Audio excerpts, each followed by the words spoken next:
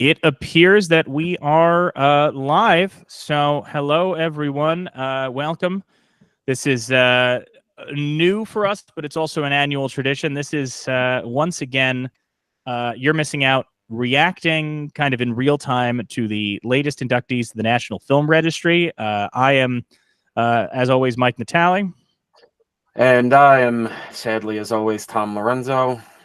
But you might notice if you're watching this on YouTube, because we are live streaming this and deathly afraid of how that's going to wind up, giving Tommy live mic. But we are live streaming this. You might also notice there's another person on this video that doesn't look like Kyle. I would say probably not. Oh, well, the dog. The dog is also there, but the dog's been on the show before. No. Kyle, we got someone who could actually grow facial hair. Oh, jeez.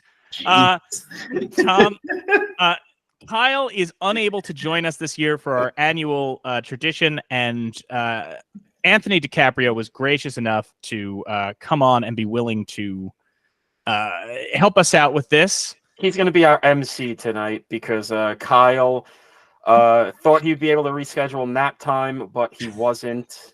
So we had to get a grown-up who was able to do grown-up things whenever they wanted to. Going in on this fella. We are. I love the little boy. He's my Atreus. We're excited to do this. Anthony, thank you so much for doing this. You want to say hi to everybody Yes. watching, listening, whatever? Let them know. Yes, thank you for having me, fellas. I used to do podcasts with Tommy back in the day. I don't even remember. What was the name of that one? What do we call that one? I don't know. That was with Andrew, right? Correct. I don't remember the name of it. He probably remembers, but I don't know. Yeah, we tried it out. It was fun. I always had fun doing it, so it's cool to come back and do this thing just for a little bit. Yeah, I mean, before work. Really selling it strong. Cool to come back into this, before work or whatever. So we are very excited to do this. I am just sending out a tweet letting folks know we are live, which is an irksome thing to do, but I'm doing it nonetheless. We are here. We are talking about the latest inductees to the Library of Congress's National Film Registry. If you guys have never seen or listened to the show before, You're Missing Out is a podcast specifically about the films in the National Film Registry. Every year since 1989, the Library of Congress selects 25 films that they feel are culturally, historically, or aesthetically significant. Those go into the National Film Registry to be preserved and restored. So a little bit of your tax dollars goes to kind of take these culturally significant films and make sure that they are safe and preserved for the next generation. Our show goes through those films induction year by induction year, but we always do a special episode whenever a new class of inductees comes out, and we react to them. Part of the reason we react to them is because it's cool to find out what has been selected, what has been deemed culturally, historically significant. But it's also because at the end of each episode of our podcast, Tom and I each select a film that we think should go into the National Film Registry. And just like any other member of the public can, we submit these films every year in a list to the Library of Congress to be considered. And one of the cool things is that every time we've done one of these reaction episodes thus far, at least one of the films that we put forward for consideration has wound up in there. So that's always fun. Normally, at the start of these, we read off the films we've submitted. But we've been doing this for 3 seasons now, going on a 4th, which would mean reading over 150 titles to you guys. And that's a big old waste of time. So we already did that. You can find that video on our YouTube channel. I think it's called Recklessly Speculating on the Registry. You can hear all those titles, but hopefully we remember what we submitted so we can see if any of them made it in. No chance I remembered at all. We did this yesterday. Yep. Without further ado, what's going to happen now? We're going to start. Anthony's going to read us one title, the year in the title. If we know what that film is, we're going to talk about it. I just want to say it's cool to always doing this because these induction classes are getting further and further along. So it's like, oh, what movies are we not going to be able to cover because we're dead? This is going to be what, 30 years ahead of time at the pace we're going? Yeah. This would be like season 36, 37, something like that. I'm not making it another 35 years. No, not a chance. I'm Italian. My heart's gonna explode. Like, what are we doing? That's kind of the problem. We're all three of us on camera now are Italian. That's going to be what takes us all out. Okay, we know this. Yeah. Okay. All of us at age 60 are going to have a doctor who's going to go, you got to cut down on the cheese and the olive oil, and all three of us will go, absolutely not. My doctor's going to be like, how are you still going? So, this is fun too, because normally the audience can't see it, but we have cameras set up and we can see our regular producer Kyle, who is always like super concerned about everything that's going on and everything that Tom is saying. And now we have Anthony, who's here just kind of occasionally looking down and going, I don't know. I guess if you guys are cool with him saying that, I'm not going to react. I guess whatever. I've known this. I grew up. It's like Kyle's Gary Cooper in High Noon, and Kyle is the sheriff who's going to take over. But then he knows, like, oh no, something bad's about to happen, so I'm just leaving. Anyway, what's going to happen? I don't know. Whatever. Let's do this stupid Anthony show. is going to give us a year and a title. If we know it, we're going to talk about it right then and there. If not, he will read us the handy statements that the National Film Registry has written to explain these films. We always have a great time with these registry statements because sometimes they're real out there. Without any further ado, let's do it, baby. Anthony, kick us off. What is the first film inducted for the 2023 class? Here we go. Number 1 is A Movie Trip Through Filmland, 1921. Wow. You guys know that one? No, starting in the 20s, though. Yeah, that's interesting. Filmland sounds familiar. There's a couple things. Is this a cartoon? No, it would be too early for a cartoon. It sounds like the title, though. Am I crazy, Tom? Like, that sounds like the title of one of those, like, barely screened Looney Tunes cartoons that would just be like Bugs Bunny meets like W.C. Fields. It sounds like something they play at like the World's Fair to be like, hey, you ever hear of these moving picture shows? Yeah, well, 1921, that is possibly like, it might literally just be, let's tell you what film is. Like, let's literally explain what film is. Anthony, hey, gang, did you get excited about the rise of the KKK with Birth of a Nation? Well, let's get even deeper into the motion picture film. Yeah, that is truly nuts to think about. Anthony, what is this film? You guys are pretty good at this. It's I called it. I hope not. No, I hope it's not what Tom said. Not what Tom said. What Mike, what you said. Okay. Yeah. This educational and highly informative film about the production of motion picture film stock and the impact of movies on a global audience was shot at Kodak Park, the headquarters of Eastman Kodak Company in Rochester, New York.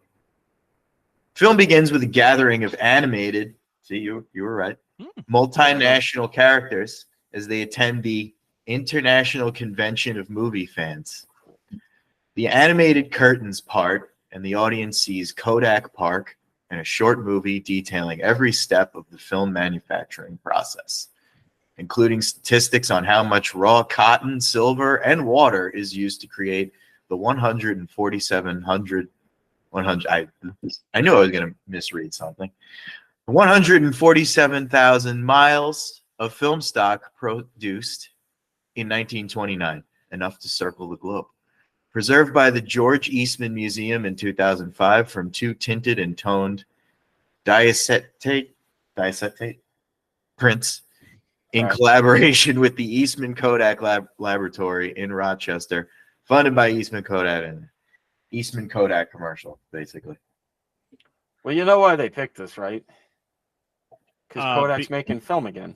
That's true. That's a great point. And I have to imagine this is one of those, like, we just found it nitrate print kind of deals. But that, I got to tell you, that sounds, I mean, Tom, you could tell as soon as they started reading, I was just like, well, that's aimed right at me. That sounds like exactly the kind of I'm niche. surprised that's not what you go to sleep listening to. By I the hope way, there's Italian cartoon characters in there. Multinational film fans. I mean, because that's back in the day when it's like, here's white people, here's black people, here's Italian people. Yeah. You don't count. Anthony, I also want to say thank you for doing this. I didn't realize the first paragraph you would get would be so full of unnecessary technical terms. Well, I mean, we should have figured that because when they start early, like if we go chronologically, it's Yeah. always this weird shit where it's like, oh, we found an instruction manual on how to explain what film is it with cartoon characters to the rubes in Kansas. But it was just like it was fun, the arc that Anthony had to go on reading that, because it starts with like, yeah, animated characters telling you about how film is made. Yeah, it seems pretty interesting, and made up with cotton, silver, and dye act. And then it seems like it just became a periodic table after a certain point. Done with cotton, silver, explain the relativity theory. Well, it's funny because I went through the list this morning before I woke up, and then there's one in particular where I had to look up the pronunciation of certain words. Oh, good. And I'm sure I forgot the pronunciation because it was like 7:30 in the morning. I was half asleep when I was looking at it. That's probably for the write-up for Nick Offerman's How the Grinch Stole Christmas. All right, now we're on live. It's basically, Anthony, I've been doing, so my significant other, Bella, who has been on the show before, has read the list, and we were making jokes back and forth. I was joking about like how afraid I am of like, usually a lot of good stuff, but like, what if there's one that just like gets us mad? And I picked out of the air Ron Howard's How the Grinch Stole Christmas, and she was like confused by that for a second. She's like, "Oh yeah," I'm like, Ron Howard. I'm like, he's made some, I don't think that one's getting in. Like maybe someday they'll do like Beautiful Mind or Apollo 13 or whatever. And she goes, he made all those. Well, he's got cameos in that, and it turns out she was thinking of Nick Offerman, not Ron Howard. And so, as I'm you like, do. But I'm like, well, that absolutely makes sense now why you were so confused that like Nick Offerman was just taking time off from Parks and Rec to go direct a long delayed third sequel to the Da Vinci Code. That actually tracks. Anyway, let's why don't you tell us, Anthony, what the next film is? Tom, you missed your cue to do your usual aggressively yelling next. Yes. Do you not want to be as verbally abusive to Anthony? Is that a problem here? You've got too much respect for him? No, I guess it's just I'm not fed up already. Okay, that'll be later. We got 24 more to go, so let's see. You got some time. All right, next, number 2 is Dinner at 8 from 1933. Oh, the George Cukor film. Correct. Yeah. Okay, yeah. That's a great. I don't think I've ever seen it in full, to be honest. I think I've caught like many an airing on Turner Classic, but that is like that's a pre-code comedy. So that one's very kind of in line with fuck? Yeah, pretty much. Like that's very in line with like the Trouble in Paradise, those kind of like very ribbaldy kind of comedies. Now, don't ask me who's in it. Don't ask me what it's about, other than there being a dinner. Like from what I remember, what are we, savages? I haven't seen it since. She, as we know, she gets too hungry for dinner at 8, and that's why the lady is a tramp. But that's neither here nor there. It's. I think, again, I haven't seen it in a long time, and I've only seen like portions. I think it's very like it's a little bit like pre-code, discreet charm of the bourgeoisie kind of thing. I think. But the George Cukor Dinner at 8. I do know that. Yeah. Well, we'll find out when we're dead. Yeah, we'll find out when we're dead. What is next, Anthony? Number 3. Hang on, let me. It is. Okay. You seem nervous. Are we getting canceled? I don't want to say it wrong because it's. Here we go. Bohulano Family Film Collection. From the 1950s to the 1970s. I'm sure you're going to want me to read what that's all about. You've already got the hang of this. You can already tell. Yeah, I mean, it does. I mean, it's home movies, so it feels in line with like last year's home movies from Cab Calloway, but I don't know who. What is with the whole movie shit? This is such a weird trend. You're just mad that it's not Cab Calloway again, because you were so on board when it was Cab Calloway. I wish they would like have it like where, I don't know, like rhyme to something. Like for this year was Cab Calloway, next year it's Tab Hunter or something. Then the next year, the home videos of Kim Hunter. I want to clarify, Tom. I want to clarify. You want to implement a new rule where if they induct home movies, the maker of those home movies must rhyme with the name of the previous home movie. That's the rule you want in place. Yeah, it's got to be like one of those daytime like game shows where it's like, you take two people, but it has to be the last name of the first guy has to be the first name of the second guy. Like, let's do that. Come on, let's go. Like, let's have fun if we're doing home movies. Tom, you know that someone who works for the film registry knows we exist now, and this is what you want to put forward to them if they're listening: is rhyming schemes. I said we're gonna die before we get to these movies. I think they're already past the like. These are academics. Anthony, please tell us about this family's home movies. I don't know. This is, Bohulano Family Film Collection, 1950s, 1970s. Delfin Paderas Bohulano. And here we go, baby. Concepcion Moreno Bohulano. They're married, I guess. Recorded their family life for more than 20 years. Shot primarily in Stockton, California. Their collection documents the history of the Filipino community during a period of significant immigration. They were involved in the local Filipino-American community, including the building of Stockton's new Filipino Center in the early 1970s. The movies record community events, family gatherings, trips to New York City, Atlantic City, and Washington, D.C., as well as the family's 1967 visit to the Philippines, preserved by the Center for Asian American Media. Okay, so I want to address a couple of things. That actually does sound interesting, and that reminds me a lot, Tom, of I think 2 years ago when they did the Ringling Brothers Parade film.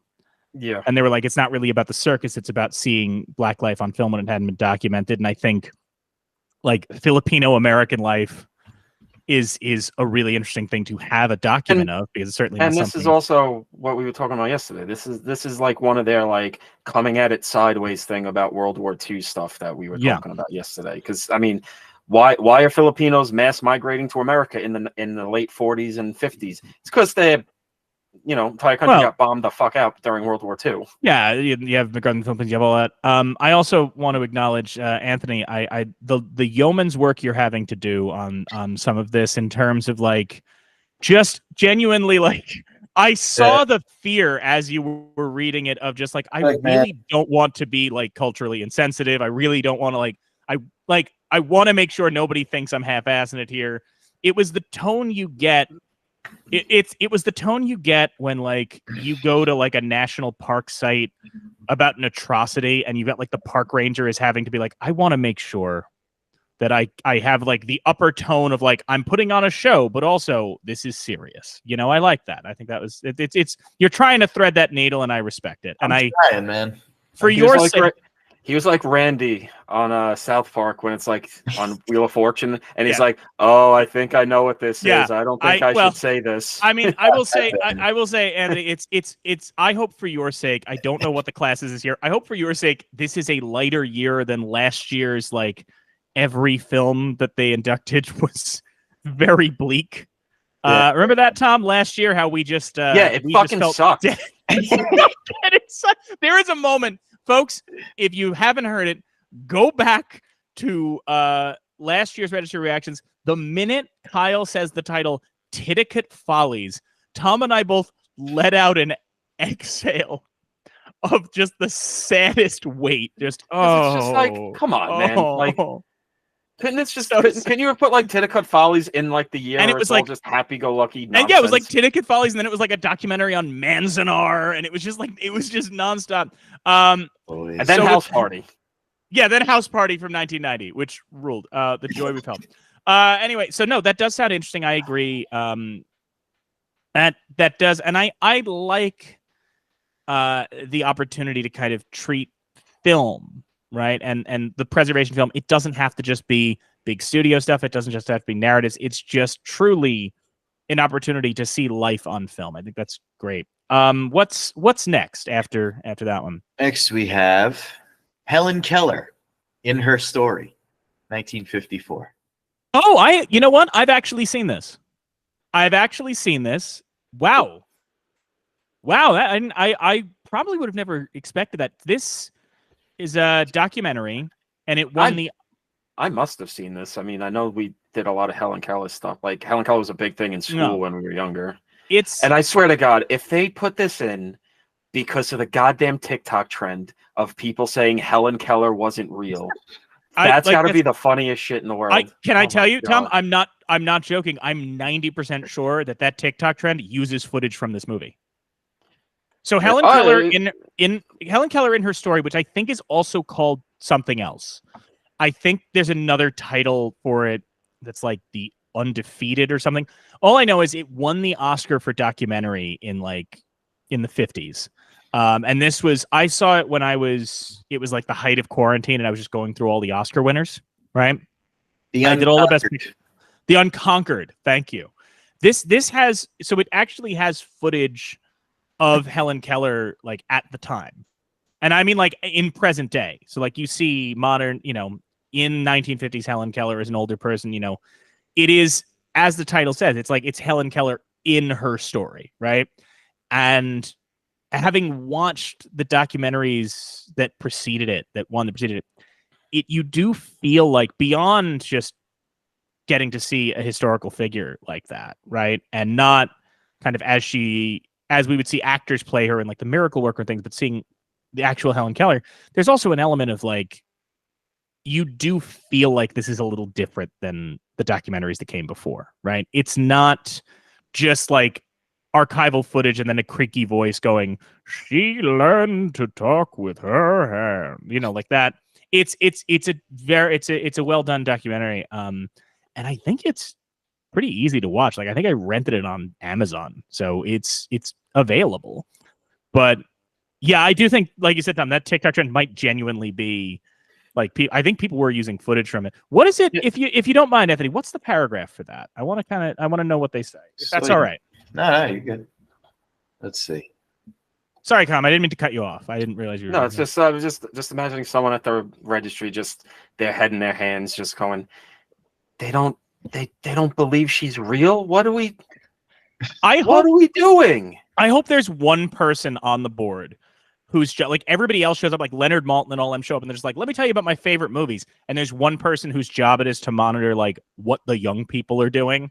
And they have someone with their kid has a kid, and they're just like, you're never gonna believe what my kid fucking told me today. I want it. No, see, I don't want them to have. I want it to just be their job. I want there to be one person in the government whose job it is to just check what's trending and go, for God's sake. So what's the paragraph for this one, Anthony? I want to hear. Nancy Hamilton's Academy Award-winning documentary tells the story of Helen Keller from her birth to early 70s. Keller lived for 14 more years after the film. The documentary came about long after Keller became an international speaker on behalf of both disabled rights and the United States. It uses news footage, photographs, interviews, and original sequences to tell her story, as well as a more day-in-the-life approach. Yeah, that I remember. That's actually a cool one. That's worth checking out. Again, I think it's easy to rent, but it is, and I remember it being short. I remember it being like one of those like 60-minute movies. So this is about Helen Keller (parentheses a real person). Yeah.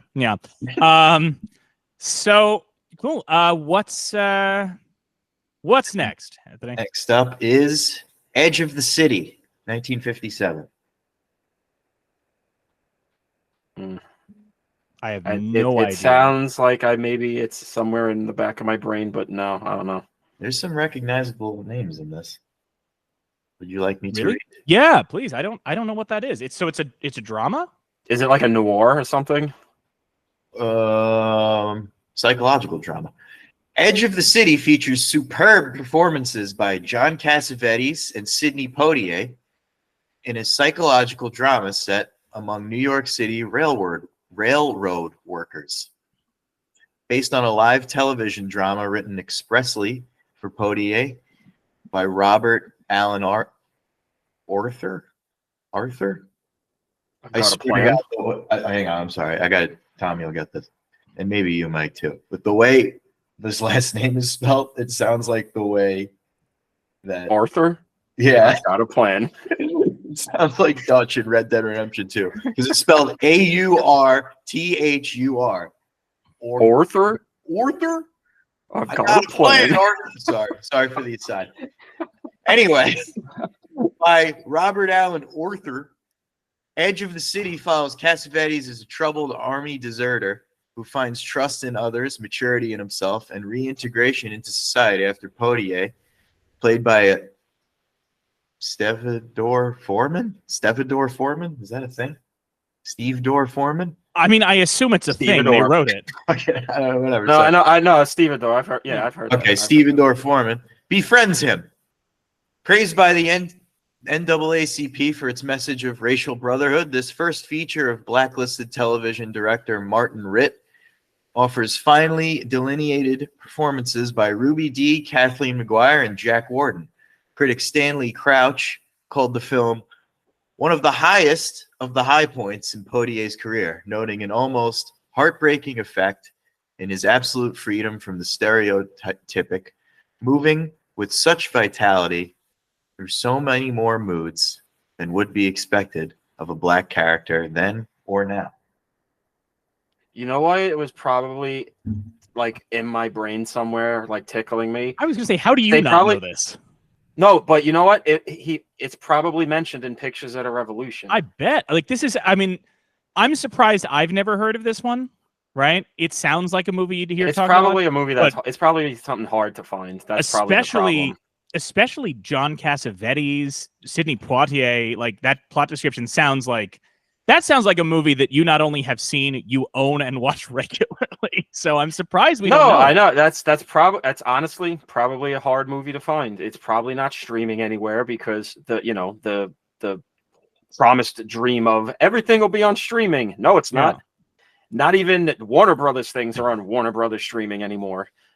Watch the DC Universe on Netflix, folks. Yeah, that makes sense, assholes. Real quick, Andrew, yeah, I want to watch this shit. I want to watch this really bad. Yeah. Not to question anything, but somebody who is watching, like, Anthony, did we skip over one? Somebody said we might have skipped over one. Ahead of Edge of the City. Oh my God, yeah, we did. Very important. Okay. We did? Okay. No, I just got somebody who was like, "Oh, are you skipping one?" And I'm like, "Bro, I don't know what's going on." Because someone's watching this shit. What Tom, you would doing? Tom, there are several people watching. One person who has commented, who I don't know, I'm checking on my phone, who says they are waiting for Brazilian movies and Latin cinema to get in. I should point out, thus far, the National Film Registry has only ever inducted American release films. I do think that's one of their criteria. But if you are looking for films from other countries, I do believe that there are other countries out there that have their own kind of film registries. I don't know about Brazil. I know other countries like Latvia and so on. Controversial opinion. There are other countries. There are other countries. Anthony, what did we skip? You said this is an important one. Was this Lady and the Tramp? What? Lady and the Tramp. Like the Disney Lady and the Tramp. Oh shit. Hey, look at that. You got your Disney in. I got my Disney. Not only that, this is one of the ones that I submitted. You picked it. Yeah, you picked So we got one in this season. I'm happy about that. Nice. Ladies, well, I mean, we don't need to. I don't need the paragraph for Lady and the Tramp. Thankfully, well, I do know this one. That's actually why I skipped it, because I was like, oh, I'm sure Mike's going to go off on this one, but then I just forgot to read it. First day of the job, don't kill me. No. What if all of a sudden we found out, like, we look in the chat and like they've all turned on Anthony aggressively? It's fine. What if they're just like you're like listen, I'm not here permanently. Why is this guy talking about video games? What if it's the wait, Tom? What if it's the opposite? What if they're all just like, this is the real juice?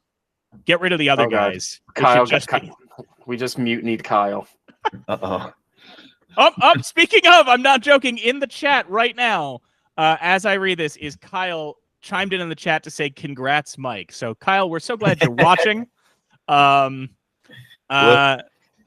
so glad. Lady and the Tramp, that is terrific. I submitted that, I think, at the end of our Ninochka episode. It is absolutely one of Disney's best. It's an impressive film, even as an adult, to watch, because I do think, like, one of the things to think about with Lady and the Tramp, I think, especially in the wake of let's just say maybe some of their more recent animated releases have been very convoluted. Lady and the Tramp is remarkably simple, right? Like that is as spare a movie as you can get. And it's just tiny, tender moments. And it really just comes from a place of not like, well, let's use dogs as a metaphor. It's just like, no, these two dogs are going to fall in love. It's going to be a classic. You know what? I think this movie would have gotten a lot sooner if at the end, one of the dogs looked to the camera and said, truly, we need to create a Zootopia. Okay, good, Tom. Good bit. I'm glad you landed that. But it's funny because you say the simplicity thing, and it like even into like the '90s Renaissance things. Like you even Lion King's simple. Well, Aladdin's simple. I mean, but even those, right? Like, I mean, yeah, they're more complicated than this. But that's like Lion King in particular is like Jeffrey Katzenberg came in with that pitch of like, well, it's going to be about this struggle for a son to find his identity and so on and so forth. You know, those came from a place because they needed to, right? Those came from a place of the Disney movies had gotten too much by like the 80s. They had gotten too much surface level, like, I don't know, cute animals, kids, they'll be happy, right? You know, this Lady and the Tramp is one of those things where it really does feel like it's right in the pocket in between, like, this is 55. Cinderella is 1950. Sleeping Beauty is 1959. And right in the middle are these kind of like, well, let's just try stuff. You know, like you look at those films in the 50s and they're not all, you know, the totemic princess films they try and make them now. Lady and the Tramp, it's a simple film. And yet the fact of the matter is, you know, you see a lot of people online do like their animation is cinema nonsense, you know, which of course it is, but like the people who say that are often like just trying to say that about like their favorite popcorn blockbuster.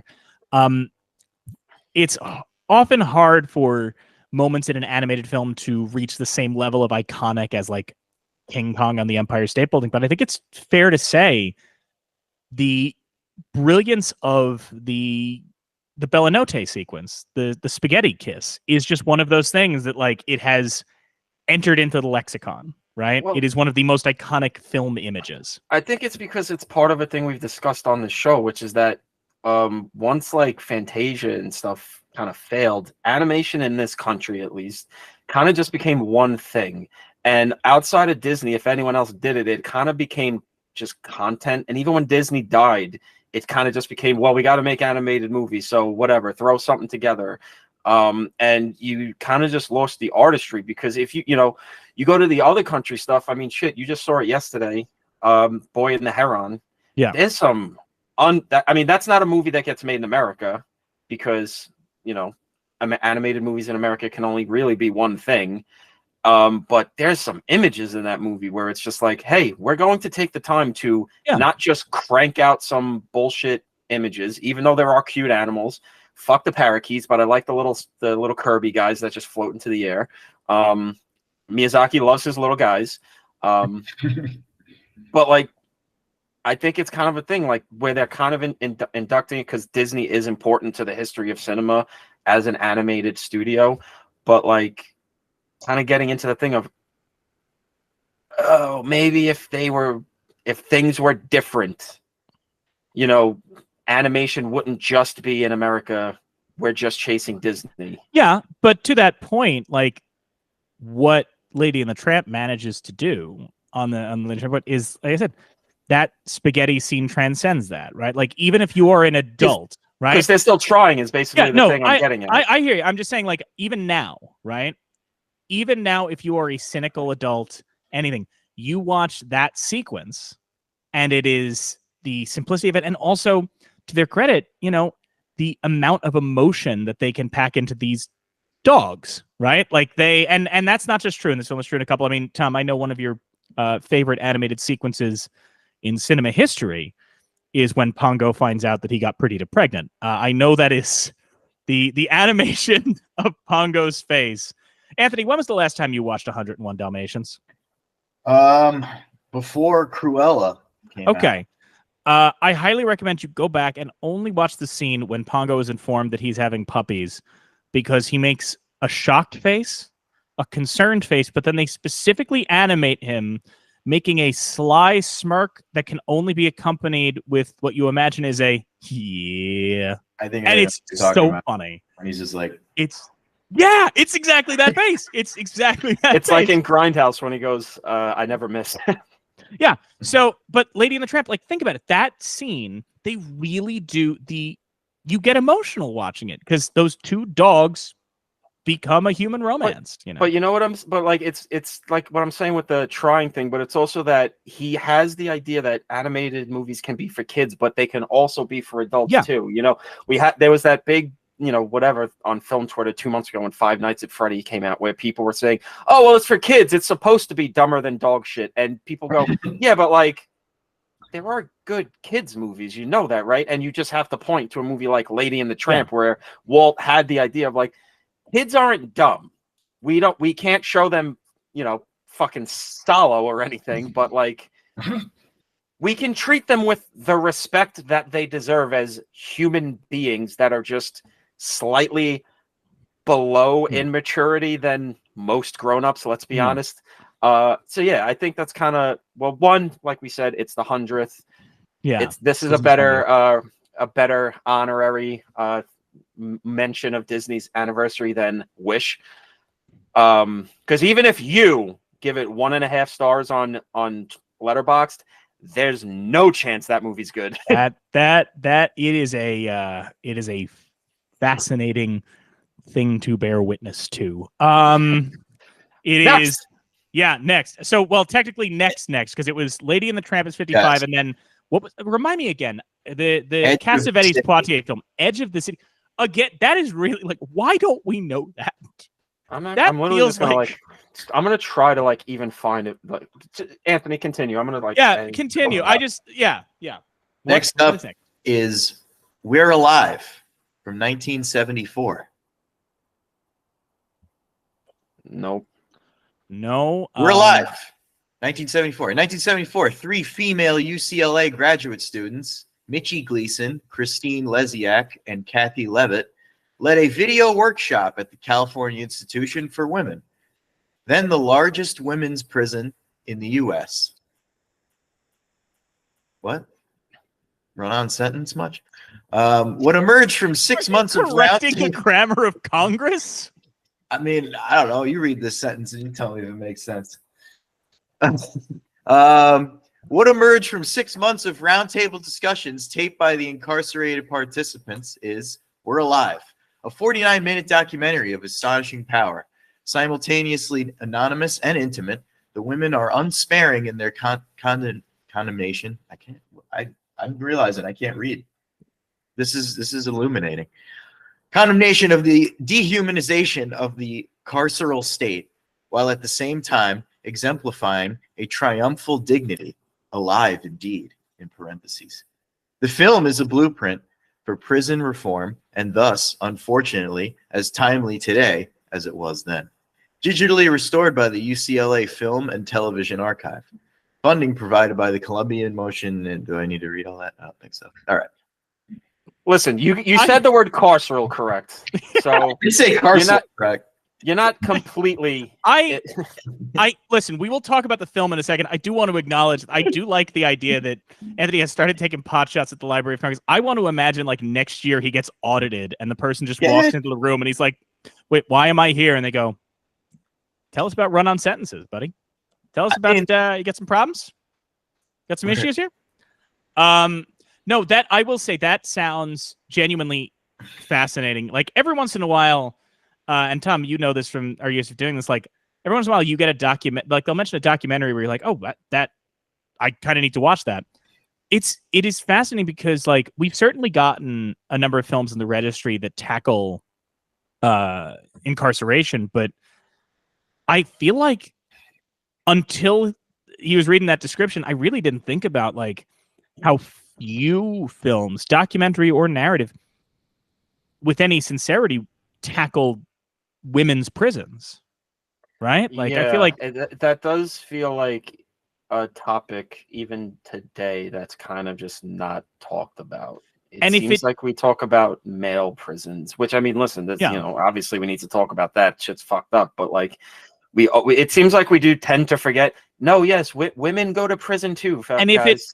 if it does get talked about, it's either done as like a trashy exploitation film, right? Yeah, It's done Roger like Corman watched this movie, like and a he was like, caged. "I got an idea." That's what I'm saying, like a caged heat kind of thing, or it's an Orange is the New Black scenario where it's like, wouldn't it be funny if this upper crust person goes to prison and he meets, and it's like, no, this sound, especially 19, what would you say, 74, Anthony? You You said the 70s, I think. Yeah, hang on, sorry. 74, yes, correct. 74, yeah. So this is, I mean, that's Attica has just happened fairly recently, right? And last year they inducted the Attica documentary from 72, something like that. So this is a different look at that, and it's honestly kind of I think it's great that this gets inducted. I mean, I haven't seen it, but I think it's great that it gets inducted because it's going to get eyes on it, and this feels like the kind of thing that like people today will be fascinated in seeing, especially from that period. Like 74 is a very specific time in America and a very difficult time. So you have to imagine that's going to be not an easy watch, but yeah, I think that sounds really interesting. So yeah. Also, before we move on, Edge of the City is available on DVD in there's like 2 Sidney Poitier kind of collections that are available. Still, obviously, they have to be by secondhand. It's also streaming on DirecTV. Okay. And you can rent it and buy it on like Apple TV or Amazon or YouTube. So it's available, but not in the easiest ways. Yeah. So that's why we haven't seen it or heard of it. So what is up after We're Alive? Cruisin' Jtown. Oh my god! Oh my goodness! The heart attack I nearly had when the brief, Anthony, I need you to understand the brief window between when you said cruisin' and I don't remember what the second word was, but for the brief second when I thought it was the William Friedkin Al Pacino movie. Cruisin'? The fear I just felt. No, it's Cruisin' Jtown. Cruising Jtown? J as in Jared. From 1975. Okay. Here we go. I have a documentary about like gay lives or something. Yeah. No, not at all, actually. No? Dwayne Kubo's documentary tells the story of the jazz fusion band Hiroshima. Oh, I know Hiroshima. Yeah. Including their attempts to blend art and identity, the group's roots and influence in the Little Tokyo section of Los Angeles, and the burgeoning pulse of the Asian American and Pacific Islander community in the early 1970s. A highlight in the film is a cross-cultural jam with Hiroshima and the Chicano Performing Arts Company, El Teatro Campesino. The fucked up thing is your dad has probably seen this, Anthony. I mean, he's definitely heard of Hiroshima. Yeah, that sounds dope as hell. I haven't heard of them. That sounds really good. Yeah. Cool. Shame we're gonna be dead. I mean, again, Tom, and I said this last time, and I've said it before.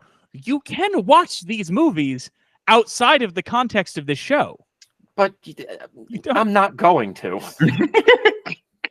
You do this thing where, like, if a movie gets in the registry, you then decide, well, now it gets on a list of don't watch it until it's work, which you don't have to do. But I'm going to. You are the only person for whom getting it in the National Film Registry makes it less likely you'll watch it. You are the only person for whom that's true. You know what I watched before we got on this? The Texas Chainsaw Massacre remake. That's what I'm doing. That's my life. That's me, baby. Well, here's the Kill thing me now. Common music tastes. So that sounds. I'm going in on you, bro, for a second. He doesn't like the Beatles. Oh, I know. So there's no chance he's going to watch Cruisin' Jtown about a jazz fusion band. So give him a break. But also, you don't like the Beatles, you freak. I know I'm a freak. I don't act like an authority on this shit. I know. Listen, no, here's what I love about this is that every other thing that has had to be read, Anthony has read kind of academically and just been like, yeah, I guess that sounds cool. And now that Anthony's aware of Cruisin' Jtown, the way you just the tone in your voice, Anthony, sounded like a mid 2010s like Williamsburg hipster describing a Pitchfork review, where you're just like, I mean, he's not gonna listen to Cruisin' Jtown with Hiroshima. like there should be a PBR in your hand as you describe that now. You're close. You're close. It's a seltzer. It's not a LaCroix. But... No, that's just a sign that we're in our 30s. You know, yeah. Cruisin' Jtown. I think that might be bumped to the top of my list. I'm fascinated by that now. Dope. Cruisin' Jtown. Cruisin' Jtown. Hell yeah. What's next? This one I'm going to butcher. I'm sorry to any Spanish speakers out there.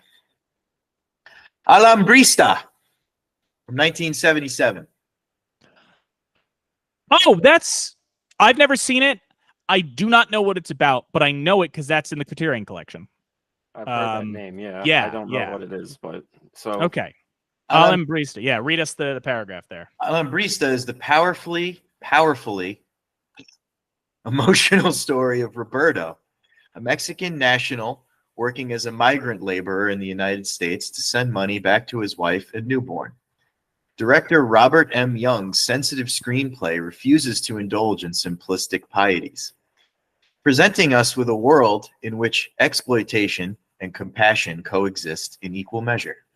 The film immerses us in Roberto's world as he moves across vast landscapes, meeting people he can't be sure are friend or threat, staying one step ahead of immigration officials. Alambrista is as relevant today as it was on its 1977 release, a testament to its enduring humanity. All I can say is I hope to God it's better than Salt of the Earth. Glad you needed to add that before we do that movie, Tom. So, no, that sounds very interesting. I'm certainly on board for that. And again, I know it has a Criterion, so I know I've seen the title. But yeah, I've seen the title. Yeah, so. And I mean, it certainly sounds like something we'd enjoy. So, well, not enjoy, like kick back and have a fun laugh, but you know, one of those films that would be really fun to dig into. So that certainly sounds interesting. I'm not super familiar with it, but I'm certainly interested in checking it out. That feels akin to like, you know, last year, Tom, it was Ballad of Gregorio Cortez was one of those where like, yeah, they inducted it and we were like both, oh, I know the title, I know it got a Criterion, and then after hearing the description, being much more interested in checking it out. So yeah, I mean, that's something I would see even without the registry. So yeah, good job, guys. Next. What's next? Passing Through, 1977.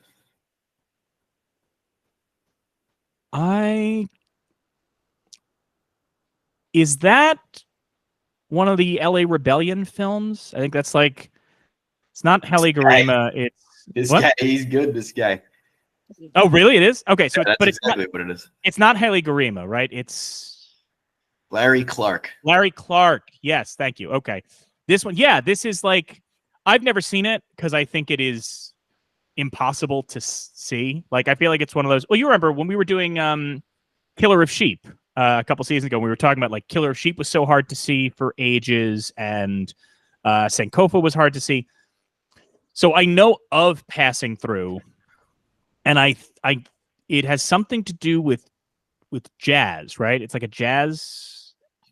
Laying on the jazz films. Okay. Yeah. Why don't you just read the paragraph? Because I don't know enough about it if that's okay. Or does this have more chemistry equations in it?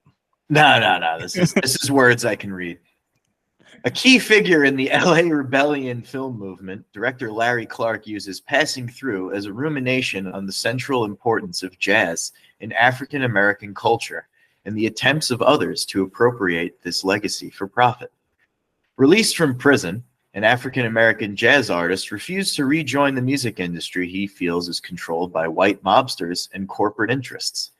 Instead, he seeks to find his grandfather and musician mentor in order to preserve his artistic legacy, integrity, and rediscover the creative and social possibilities of jazz. In a 2023 interview with the British Film Institute, Clark said, "Jazz is the sum total of the Black American experience. is an expression of our history here in the United States. Rarely seen, but of seminal importance, Passing Through ranks near the top of one of the greatest jazz films. So, Tom, it's a jazz film about duking it out with white mobsters. You on board? Yeah. Yeah, I was gonna say, seems like you should be there. Seems like that's all you need.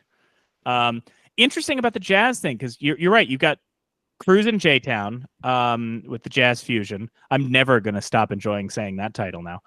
You got Cruise in Jtown, and last year, if you remember, Tom, they inducted Mingus, the '68 Charlie Mingus documentary, where he is basically being filmed wandering. Hey, Anthony, I'll ask you, Anthony, have you ever seen Mingus from 1968?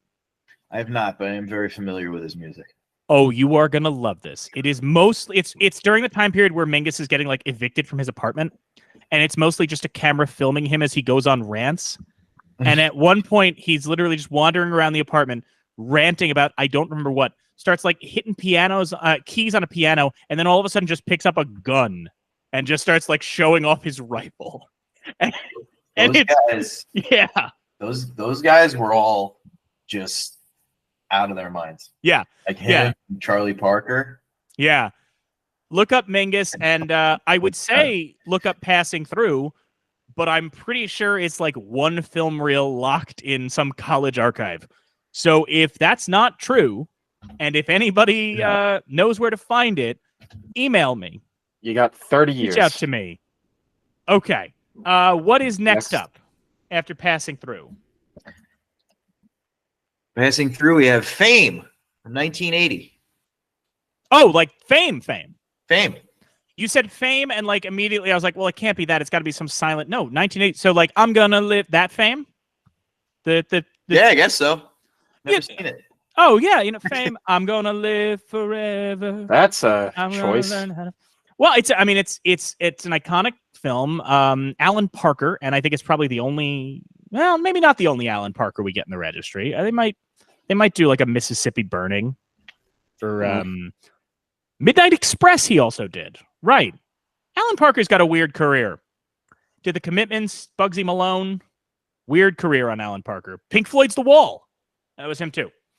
Fame is that's cool. I dig that. I mean, it's a fun watch. It's also, 80s New York, which is not quite as covered in film as 70s New York. I actually have somewhat of a personal stake in this because my father went to the high school that this is based on. Oh, really? Mm-hmm. Really? My father was a young thespian. Wow. So he went to the New York City High School Performing Arts, and I didn't realize that they did anything based on that. In the 70s. So, you know what? I want to put this out there, Anthony. Standing offer now. Mm-hmm. In 30 years, when we are covering this film, your dad has that guest spot if he wants it. Okay? Let him know. I mean, his head might be in a jar like in Futurama, but we'll see how it goes. It's okay. I'm planning on mine going there too, so it's fine. We'll go back and forth with our little Stephen Hawking talk boxes. It'll be great. I'm gonna be in the trash. It's fine. No, Fame. Yeah. Okay. That's pretty interesting. It is definitely a noteworthy film of the time. I'm fascinated in terms of like, I feel like, and I have nothing against Fame, right? I do like the film. But I'm trying to think of like, I feel like in terms of 80s New York movies, like I feel like I would go with like a Desperately Seeking Susan more than a like. But Fame, what year was this again? Did you say 1980 is Fame? So that's not even 80s New York. It's still 70s New York. Yeah. So that's a weird pick, man. Not to like shit on it. Have you seen it? Yeah, but it's been a bit, but like not to shit on it or anything, but it's just one of those picks where you go, Fame? No, I mean, it's like you're trying to honor Alan Parker because didn't he die this year or last year or something? He died recently. I think last year, fairly recently. So like if you're gonna honor Alan Parker with something, it's like you don't go with The Wall or The Commitments. Are those American films? I think Commitments is just like fully Irish, isn't it? Maybe I'm wrong. Anyway, I don't know. I It's don't know, weird. That's a but weird pick because yeah. it's not like with House Party where you go, okay, you get it, and But it still has a cultural footprint with the well, remake coming out and Fame everything. had a fairly recent remake, and that still has a footprint. It's just It like did. yeah. No, Tom. Here's the thing you're forgetting, right? Fame is a theater kid movie, right? Like Fame is I know, but we shouldn't every be theater giving kid them has watched it. anything. Anthony, what's next? I feel like you looked at this list, dude. What do you mean? Because Desperately Seeking Susan is next. You serious? Yeah. Wow. I'm not fucking around. I swear to God. It's the next one on here. I guess 80s New York is a thing. They're like, well, we got 70s New York now. Let's do 80s New York now. I hope whoever works at the film registry talks like an old-timey fucking Hollywood producer guy. That's so... I'm Yeah, sorry. I just really like that's. I and swear to God, dude, I'm not fucking with and you. it's like it's the next one on the list too. It's not even like Literally, you didn't skip any. No. Fame, It 1980. goes Fame to Desperately Desperately Seeking Susan. That's so fucking weird. It's only because I was having a conversation recently about like I'm not going to get too into the weeds with it because there are people watching for some reason. But like it was my partner and I went to like the Tenement Museum in Lower East Side, and that opened in 1988, and we were kind of talking about like New York in the 80s and how it's such a weird time because it's like, you know, you don't see New York in the 80s kind of brought up the same way because the 80s was really that time where like rent was, you know, it was super cheap. The city was kind of felt like it was falling apart. But as our tour guide pointed out, Madonna was able to move to New York because the rent was so cheap, and she became kind of this local icon, and her fashion sense and everything was so interesting. And Desperately Seeking Susan comes out of that. So I've had that on the brain, you know. And it's you're talking about all that, why it feels like 80s New York is not as prevalent with stuff, even though it still kind of was what it was in the 70s. Yeah. Which is like what the Deuce, you know, I'm on season 3 of the Deuce, which jumps to 84, and like it's still the same, but the process in the government is starting to push things out. It like that's when the process starts. And that book I read, Fun City Cinema, about New York and film, goes through every decade and talks about movies and whatever. And each decade has a movie he deems the movie of that New York cinema decade. And for the 80s, it's Wall Street, because that's what kind of is. It's still like the 70s, but it starts pushing towards the money guys and the Wall Street bros and the finance. And that's when the city starts turning into what we've got now. Well, I remember watching, this is going to make me sound like the most generic film bro guy, but there's a great clip in Hypernormalization, the Adam Curtis documentary, that talks about, it's Patti Smith talking about how New York changed from the 70s to the 80s. And like in the 70s, the city was falling apart and it was a bunch of young artists there, but they were all interested in really creating stuff, you know, and like pushing away from capitalism. And now they're all either like hooked on drugs, or they're interested in going to parties, or they're interested in making money. But Desperately Seeking Susan is I mean, that I dare say, right, like on the looks that Madonna has in Desperately Seeking Susan in the 80s are on par with like the Holly Golightly dress in Breakfast at Tiffany's, right? In terms of just like, there is just a look, it comes out of that movie and people are just trying to emulate it, right? Like all of that, those frilly bows and everything, that all comes out of that, right? Like that's just the look, you know. Desperately Seeking Susan is kind of the, you know, what Clueless is in the 90s, Desperately Seeking Susan is in the 80s, right? Even though it's like later in the 80s, like it's just like a tonal shift. That's cool. That's crazy. That's it's interesting. And you know, female directed film gets into the registry and all of that. And honestly makes more sense to me than Fame. I don't know. I'm hung up on Fame. I don't know. I'm gonna be a bitch about this for next. Anthony, since I accidentally named the next film last time, I'm just gonna try it again. Let's see. This was Last Crusade. Indiana Jones and the Last Crusade from 1989. Tell me this works. Tell me this works. Incorrect. The Phantom. How funny would it have been if that had worked, though? That would have been wild. If that had worked, I think we were just done for the day, right? I think we just close up shop and okay. Next What's up, next? The Lighted Field from 1987. Nope. Nope. I'm gonna guess a documentary, but what do we got, Anthony? The Lighted Field is one of the avant-garde masterworks from Andrew Noren. I know Andrew Noren. Okay. Quote, I know the name, but quote, I'm a light thief and a shadow bandit, Noren once said. yeah. The lovers, light and shadow, and their offspring, space and time, are my themes. Working with their particularly, I thought it said peculiarities, but it's particularities, is my passion and delight. The Lighted Field is a highly personal work in which Noren uses archival imagery combined with urban and domestic images that are infused with his love of light play and evoke a twinned sense of vitality and mortality. I mean, I've not seen it. I know Andrew Noren, right?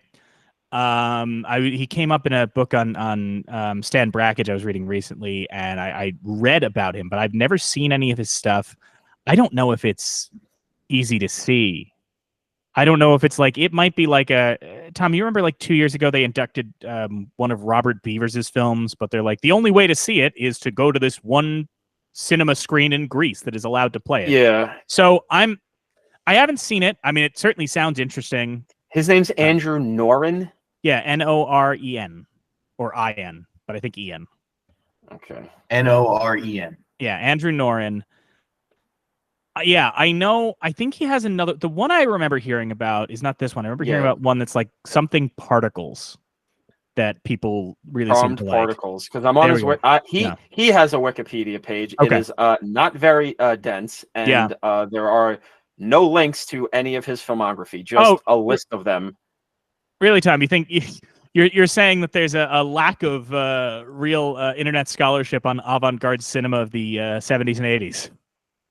You'd be surprised, man. There's other freaks like you out there that would be obsessively this is true. filling out Wikipedia for guys they think everyone should know. Andrew Noren, you know Andrew Noren, right? It's like, are you on drugs? All right, next. Also, before we move on, I just want to say somebody commented, so I want to acknowledge it. Moredoor03 said, sad that Stand By Me, 1986, missed out for another year. So well, I guess, listen, there's always next year because Rob Reiner is currently solving the Kennedy solving the Kennedy assassination, and he's going to solve the Kennedy assassination on next his year. So iHeart podcast, next year will be the Renaissance. Stand By Me will get it next year. You know, be like, hey, good job solving Kennedy. Next. Well, anyway, Moredoor03, thank you for watching. We appreciate you. What's next, Anthony? Next up is Matawan from 1980. Yes! Yes, I got one in. I clapped so loud that the little notification on my streamer says reducing noise. Love that movie. Wow. Okay. Sales Hive, rise. So let's go. We're gonna let Tom is gonna go. I'm gonna let him talk, but just for the record, this was one of Tom's registry submissions, and this is the like first season 1, right? Yeah. This you picked it for Modern Times. That's how long ago that was. Our third ever episode, or second ever episode, one of them. And this is the first time that a Tom registry submission has made it all the way to the National Film Registry. Wow. Before you even talk about the film, Tom, well, yes, but that one, you were like, Blues Brothers should be in, but we hadn't submitted the list. This one, undeniably, they have it on the record that we said put it in. So before you even talk about the film, Tom, how does it feel, considering yesterday you just complained about not getting any in the registry? How does that feel? It feels good. I say it all the time. People should listen to me more. So it would save everyone a lot of trouble. So I'm glad they listened to me. And I'm glad I was ahead of the curve, because 3 years ago I picked Matawan. And in the last year or so, we've been dick deep in a lot of union stuff. Have there been labor issues? I thought everything was smooth sailing. That's what, everybody tells me at the bar. Well, they, before they have to get up in 2 hours to go work at, a hospital because nurses are getting drunk where I drink. Because I'll stop. I was gonna say you started that bit and then didn't know where to go with it and just kept rolling. But anyway, no, because I don't want to say what I really feel about the nurses I drink with. So talk about Madawan. Listen, it's great. Is this the second? Is this his first or second? Because I think there's a sales in. There is right? a sales in. It's Return of the Secaucus 7. Yeah, right. That one I haven't seen. Yeah. That one I do want to see. I haven't seen every sales movie because I like to sprinkle things out. I love this movie. Is it my favorite sales movie? Because you got Lone Star and you got 8 Men Out. Fuck, that's tough. But this is a great movie. It's still timely. It's Sales is one of those guys that I don't think gets enough credit as being one of the best, not just writers, but writer directors to have ever existed. He's definitely an indie guy. He never did like a Cassavetes where he would do an indie thing, but then do like, Cassavetes made Gloria just to make money. He needed money to make, love streams. And was also getting all those residual checks from Edge of the City, we now know. From Edge of the City, or doing, episodes of Columbo and shit like that. Yeah. Sales did Corman stuff, and he would do like ghostwriting, rewriting stuff for big movies, but he was never a guy who'd put his name on big things. If he was going to write and direct something, have his name on it, he always stuck to his guns and made them cheap, but made them on his own. Yeah. And they never look or feel cheap. He knew how to make a fucking movie. He's a guy who learned, like all these other Corman guys, get your money, know how to use your money. And he was smart. His movies are so perfectly written, but they never feel written. It feels like you're just looking at real life. And I think this movie's great. I think everybody needs to see it. It was put in the Criterion Collection probably 4 years ago, before I picked it from Modern Times. That's why it was on my brain or whatever.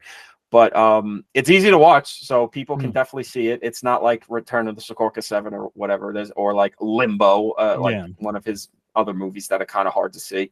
Lone Star, because Lone Star is getting a Criterion next month. But Madawan, definitely see it. It's a great movie, and it's not homework. It doesn't feel like homework, which you hear a movie about unions in 1920s, whatever it is, Mississippi or Tennessee or whatever. It's gonna be like dry and home. No, it's actually like a pretty badass movie, and definitely check it out. And before you say the next one, I just want to acknowledge Average Tunist in our chat says a missed opportunity for the Library of Congress to add Elf. Oh, well, thank you for that, asshole. Yeah, we don't. So, Average Tunist, if you did miss the beginning, we don't know what did or didn't get in, and we're going in chronological order. So now we know that Elf didn't get in.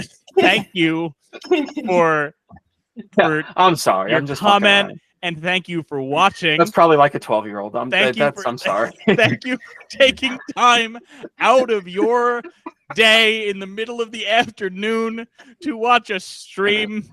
To get called an asshole. You put me on a live mic. This is what's going to happen. For anyone watching, that's a great moment. I'm glad. I'm going to re-upload this with some new footage added, but I'm going to make damn sure that I zoom in on Tom actively remembering that this is live, because you saw the moment. Well, what can I say? Okay, Anthony, what is next after Madawan? Well, we know it's not Elf. It's not Elf. It's not Elf. It's definitely a Christmas film, though. Is it Christmas Vacation? No. I did see, the only thing I saw before this is I saw a headline that said 2 Christmas classics get in the registry, and I didn't see what they were, but I saw 2 Christmas classics, so clearly Christmas movies. This is a Christmas movie, you say, Anthony? Is it Home Alone? Is it Home Alone? Wait, what? It's Home Alone. It's Home Alone? Nice. That's great. No, I'm not against it. I just I thought you were doing a bit, and like Anthony just nodded. He was like, no, it's home, like the Chris Columbus Home Alone. You guys, I was just thinking about. Because I was thinking about Madawan. What was it? Madawan said 87. I'm like, oh, what's a Christmas movie? Because Christmas Vacation is also 87. Yeah. Like that, how far are they getting ahead of this or something? I know is what it Silent Night, Deadly Night? Like it's not, I know what you mean, Tom, but there was an implication in the way you went, no, Home Alone, because I was thinking, Madawan, and I'm like, every time we think about Madawan, we go, you know what this reminds me of? Home Alone. I don't think anybody's put Madawan and Home Alone in the same sentence. Well, hey, you never know. before. I'm pretty sure Daniel Stearns worked with John Sayles. That's true. That's fair. Home Alone is in the registry. I love that. That's yeah. cool. I'm not opposed to it, and like the truth be told, it is an iconic film, and I think still gets a lot of play. Macaulay just got his Hollywood star. That's true. A week or two ago. And Catherine O'Hara is still huge. They play, that score, which honestly gives that movie like 50% of its juice. Like that John Williams score is just unreal in that movie. And there's nothing like watching two shitheads just get the shit kicked out of them by a little kid. I mean, that's just good cinema. Like, I don't know what to tell you. Well, I agree. Also, a past guest of the show, Jay Kim, says he just opened YouTube and saw us streaming this. So, hey, Jay, if you're watching, hey, buddy, what's up, buddy? We'll be in touch soon about future episodes. I just called someone an asshole. It's fine.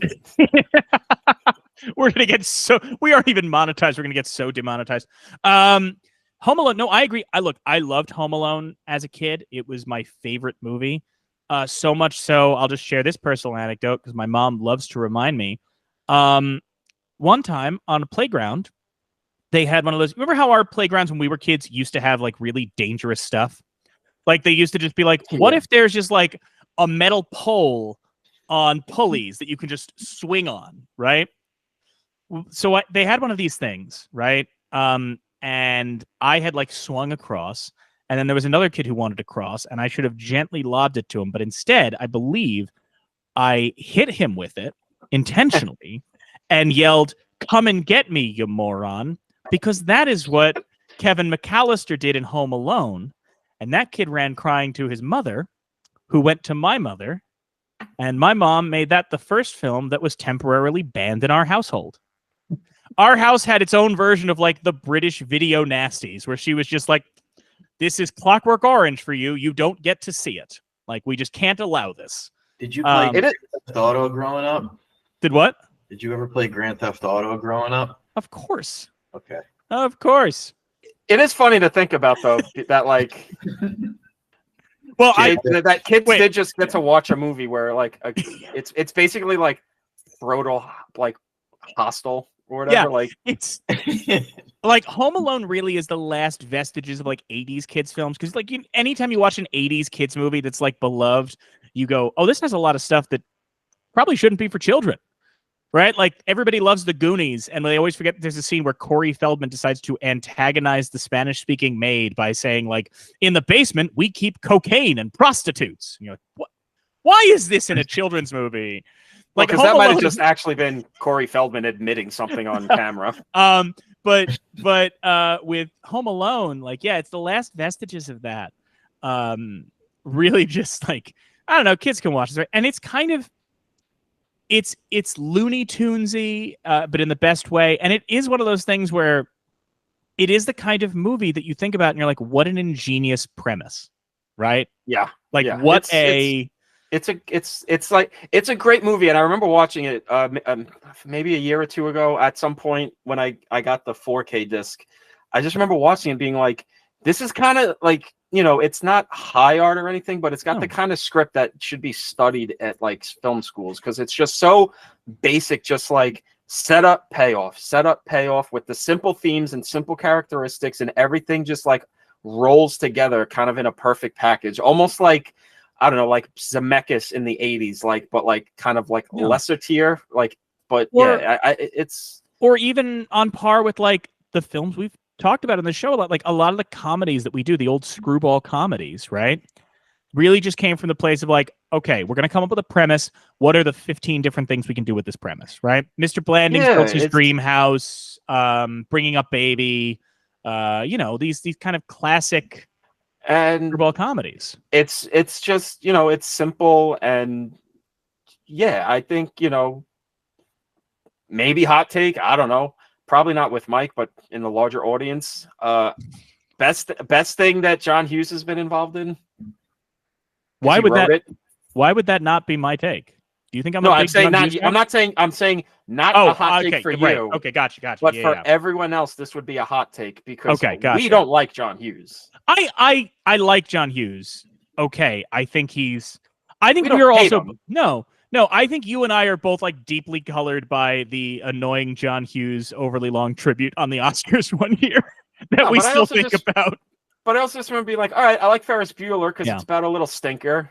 But then, 16 Candles and Pretty in Pink, I'm just like, this shit's weird. I like I Pretty. don't like this. I like Pretty in Pink, but I also haven't revisited Pretty in Pink I like because I like know Harry that I Dean don't. Stanton. I'm afraid. I like Harry Dean Stanton in Pretty in Pink. Just what if Harry Dean Stanton from any other movie and he's just sad, dirty Harry Dean Stanton is just wandering around this bubbly high school movie and he's just like, yeah, my wife left me. I don't think I'm gonna work anymore. You're just like, this is awesome. I want to watch this. What is Next? What's next after Home Is it Alone? another So Christmas movie? we're now into the 90s. These are all movies that have come out in our lifetime. So that's interesting. Unless they take a big leap. Yeah, that's into true. the That's true. 2000s. That we could be right in the 2000s, but there's so many movies left to do. I Yeah, think what that number recently- are you up to? Dude, Don't make him count. We've already made him Carceral. 16. We're up to 16. 16. Okay, Oh, so there's like we're 9 more than more to halfway go. through. Okay. Yeah. Okay, what is the next film? Queen of Diamonds from 1991. I don't know anything about it. This sounds vaguely familiar, right? It sounds like something that I've definitely come across, but I've probably like looked at it on Letterboxd and added it to a watch list and don't remember anything about it, but the title sounds familiar. Queen of Diamonds. This landmark work by experimental filmmaker Nina Menkes was filmed on location in Las Vegas. Menkes' sister and collaborator Tinka plays an alienated blackjack dealer living and working in Sin City. The film takes a close look at the desolation of daytime Vegas, contrasting the lights, noise, and life of the city to the quiet, lonely reality of its residents. Nina expresses her unique style through the use of long takes and extended periods of silence to convey her character's solitary life in the Nevada desert. Yeah, that does sound familiar. I think I saw something. Again, I truly believe this was a case of like I saw it on Letterboxd once and added it to my watch list and have forgotten to ever check my watch list to find things to watch. But yeah, I remember seeing that was interesting. I think somebody said it was like it's kind of Chantal Ackerman-y, kind of, you know. Speaking of which, by the way, weirdly fitting for National Film Registry. I don't know if you guys noticed, Anya Svarda is the Google Doodle for today, which I think is nice. But yeah, no, that sounds interesting. It's like, so bleak, basically like, what if Casino movie sad? And I'm not saying that to be reductive. I'm saying that in terms of just like, right, there is an inherent sadness to casinos in that entire scene that like you rarely see on film. Like, I mean, that was kind of what was cool about, even, I know it's a dumb comparison, but like, even just like Poker Face starting out with like Natasha Lyonne being like, yeah, this sucks. This job sucks. It's just this is a miserable life. We work here, but like you go 5 minutes outside of the city and it's just trailer parks and rundown homes and everything sucks. And that's like whenever we're on the East Coast, so like whenever we go to Atlantic City or whatever, and it's just like driving an hour through the fucking boonies, and then it's like, and here's a mile strip of just losing your money. It's like, great, awesome. Where are the whores? Like, I mean, that's really like, it's just that's like, I don't know. It's like the emperor in his new clothes. It's like, look at all this great shiny shit, but like you look a little deeper and it's just the seedy underbelly of America writ large. It's, you know, it sucks. It sucks. I don't know. Next. Yeah. What's next? That does sound interesting though. I should check that out. Next is Terminator 2 Judgment Day. Cool. Hell yeah. Cool. Yes. You know what it is? Can I say what it is? Is that, Anthony, and this is not saying keep Coming doing what right you're doing, after but not only that, keep doing what you're doing. But it's like when Kyle has done it in the past, like it's like he's opening an Oscar envelope, right? It's always like from 1991. Oh, okay. Terminator 2. No. I'm saying it's just funnier that you're just like that you were just casually like next Terminator 2 Judgment Day, and so we have to like take a beat to process because we're so used to like the title being Build read. up? I can build it up if you want. No. I'm not saying change it. I'm saying like No. we're so used to the title being read and us having like the anticipation that when you're just like, yeah, next up, Terminator 2 Judgment Day, that like you see on both Tom and I's face, like, oh, okay. Yeah, Terminator 2 Judgment Day. Hey, we are in Cameron's world again. Yeah, 100%. Like that is one of those ones that has been on my long list of like, I have a running list of like should be in the registry that I kind of refer to when we're coming up with the registry. Crazy. That's been on there for a while. Crazy that it hasn't been. Just for the visual effects alone, right? Like it was a landmark because this was before Jurassic Park, which gets Yeah. a lot of the CGI buzz. But this was I mean, I know The Abyss was kind of the one where he tested it out, but Terminator 2 was the first time where it's like, oh, we can do this now. Yeah. And people will respond to it if you know how to use it. Yeah. And that's, I mean, it is definite. And it's also a thing of like, you know, there's two types of blockbusters, right? Or I shouldn't say there's two types. There's three types of blockbusters. There's the ones that are timeless. There are the ones that are dated and aged terribly. And then there are the ones that are dated in the best way. You know what I mean? Where they just fully represent their time. Terminator 2 Judgment Day is absolutely that last category where like there is nothing about it that doesn't scream like early 1990s. Oh, you know, him getting the biker outfit to Bad to the Bone. John, you know, being obsessed with Guns N' Roses. Guns N' Roses being on the soundtrack. I mean, just, like anytime I watch Terminator 2, I feel like I need to go down to my local comic shop and get the new Rob Liefeld cover. You know what I mean? Like it's very much like in that era. All of the slang and everything. It's like he added Bart Simpson to the Terminator. Yeah. And I've never been, I don't know how I put it, like as a kid, I think obviously like as a child, you love Terminator 2 because everybody loves Terminator 2. I think as I got older, I've always been more a fan of 1 than 2, but good Lord, there are moments in Terminator 2 that are just unbeaten to this day. I'm kind of the opinion that I think they're both equal. I think the thing that keeps Terminator 2 from going above 1 is Edward Furlong. I think if they aged John Connor up and got someone that was maybe 17, you know, it's funny because he ends up in the franchise. But if you got like Christian Bale, in '91, like right after Newsies or whatever, someone that's not as like whiny and if I don't know, I feel you. It's because I don't think the thematic stuff that's going on with him, with Arnold and John, is bad. I actually like this as it's written and the way it builds up and plays over the movie. But just Edward Furlong, like he's a kid, so like you can't even blame him. It's like being mad at Jake Lloyd or whatever. It's not his fault. And he was going through puberty during the movie, so they have to like ADR his dialogue because his voice is screeching. But it's just I think the character's too young for that shit. I don't know, but it's great. It's great. But I'm glad it's in there. Yeah, even the John Connor of it all is what keeps it in its time, and I think in a fascinating way, right? Like it is a thing that like I would never say anything in that movie has aged poorly. It is just even the stuff you could criticize about it is just a product of its time. So I think that it is 1991, and it's still one of the high watermarks for blockbuster filmmaking. Like to this day, people still refer to it. They still riff on it. I mean, this is the start of Cameron, where every movie he makes becomes the highest budgeted movie of all time. Yeah, and then it's the biggest budget, highest grossing movie ever made. Bigger budget, highest grossing movie ever made. Yeah. It's you just go, all right, dude. Like, what the fuck? How are you making this alchemy work? But yeah, crazy. Cool that it's in though. Very cool that it's in. Next, what's next? Next, another Christmas film or Halloween film, depending on. Nightmare Before Christmas. Really? There he is. Hey! That is correct. Oh, that rules. Wow. So 2 Disney films this year. Even though this one's a touchstone and also a Tim Burton, it's not a Tim Burton. Weird thing. That good. You know, like that's one of those ones. I mean, there's no denying it's permeated the culture now.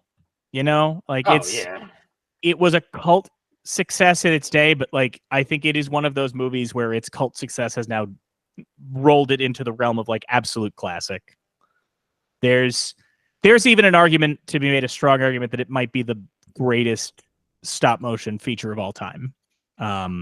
I think without question. Even when I rewatched it like a month ago, I even just had the thought, like, is this the best American animated movie since Walt died? It's fair. There's a real case to be made for that. Because other than like The Little Mermaid, what's the options? Beauty and the Beast, I think, is the best. But Beauty and the Beast is before this? Okay, so you you mean, yes, Beauty and the Beast is before this, because that's 92. And Nightmare is 93. But yes, but that's about it. But that's also the crazy thing, right? Is you have Little Mermaid in 89, then you have Beauty and the Beast is 91. Aladdin is 92. I mean, Rescuers Down Under is 90, but Aladdin is 92. And then Nightmare Before Christmas, they get like gun shy and lump it onto Touchstone and slap Tim Burton's name on it. But well received. I think it picked up some Oscar nominations too in its day. Just some incredible iconography in that film too. It's amazing songs. Yeah, it looks unbelievable. Yeah. It's still, I mean, Henry Selick has made, Coraline, and he just did Wendell and Wild last year, which Monkey Bone. Obviously Monkey Bone. But like those two movies look great, but at it you also go, there's a certain elegance to Nightmare Before Christmas, and the iconography, like the look of the characters is just so much more.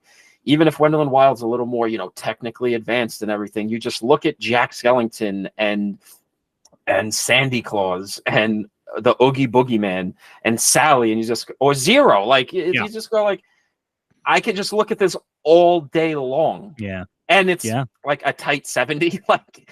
It's kind of a perfect movie. Like it's I mean, another one where you just go, wow, it this long, I guess, but also go like, hey, more power to him. Yeah, good absolutely. movie. It's an excellent call, and it's just nice that it gets recognized that way, because I feel like it's still, even though it sells a lot of merchandise, and even though like now if you go to like Disney World or Disneyland around the holidays, they'll pull out Jack and Sally every chance they get, but like it was kind of this redheaded stepchild for so long, and it can finally shake that reputation.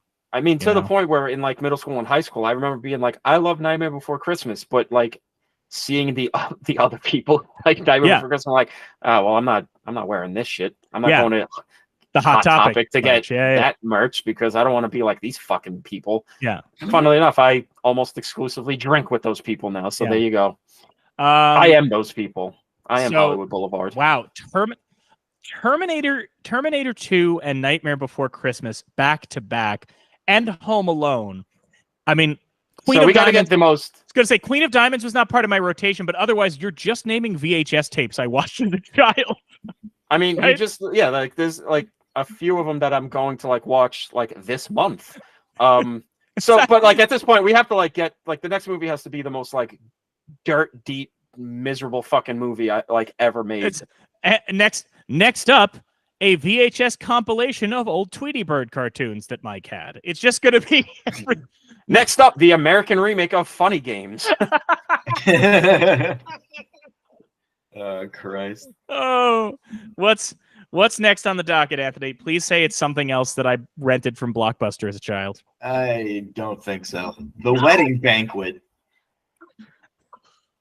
Oh, the Ang Lee movie.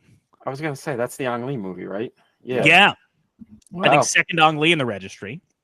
That's cool. Okay. Yeah. I mean, well, think about it. Like that is what's his first? Is it Crouch? It's not Crouching Tiger. No, right? it's not Brokeback Mountain. Yeah. No, Wedding Banquet. I mean, that is a gay, an LGBT themed film in like the early 90s, right? That's pretty. I mean, that's pretty bold in and of itself. It's one of his calling cards, I think, right? Like, I think because this was like the movie that kind of got him Sense and Sensibility, which then led to the Ice Storm, which led to what's this the Civil War movie? Ride with the Ride Devil. with the Devil. Which Yeah. then leads to Crouching Tiger, Yeah. which it's This is kind of it's the movie that kicks the snowball down the hill. It's and, not it's not his first because I think no, that's the Pushing Hands, the right? Kung Fu movie. And then after Pushing Hands, I think Eat, Drink, Man, Woman, right? And then Wedding Banquet. I want to say think so. But Wedding Banquet, I think Wedding Banquet's second. So Wedding Banquet gives him Eat, Drink, Man, Woman, I guess, and then from there. Well, no, I think as I remember from the Blank Check talk about it was that Wedding Banquet was kind of not out yet while he was filming Eat, Drink, and then it kind of just became this thing of like, oh well, Wedding Banquet's making a splash, and then this movie makes a bigger splash, so it's like, oh, we got to get this guy to do Sense and Sensibility. We've been trying to make for like 5 years with Emma Thompson. She's so let's get this guy. It seems like up his alley, this family drama thing, costume drama, blah blah. Let's get him. Yeah, I mean, and with Aang, it's like 2-time Best Director winner, obviously one of the most important directors working in the last 30 years. Got to honor him, but there's also that thing of, well, half of his movies are eligible, the other half aren't, because he likes going back to he likes going back to Asia to make movies every now and then. So and I don't think Taking Woodstock's getting in anytime soon. So not to take a but just hey, listen, there's still a few more picks left. Okay, but all we know for sure that's not in is Elf. I should have been tracking the viewer count just to see if they actually did leave after you insulted the viewer, and if not, thank you for sticking around. Tom is not used to being live. Wedding Banquet, that's cool. That's a good one. That's one of those ones that, like, I feel like we get these sometimes, Tom, where like we weren't expecting it, but you kind of just go like, yeah, good call. Like no qualms. It's a little more fitting, not fitting, but it's kind of more what you expect the registry to do than have something like Terminator 2 or Home Alone or whatever, or Nightmare Before Christmas, because like those are big movies, those aren't going anywhere, where you kind of want these things that led to something, and also are not very well. Wedding Banquet is a perfect example of like documenting a community and a way of life for some people that is not often captured on film, right?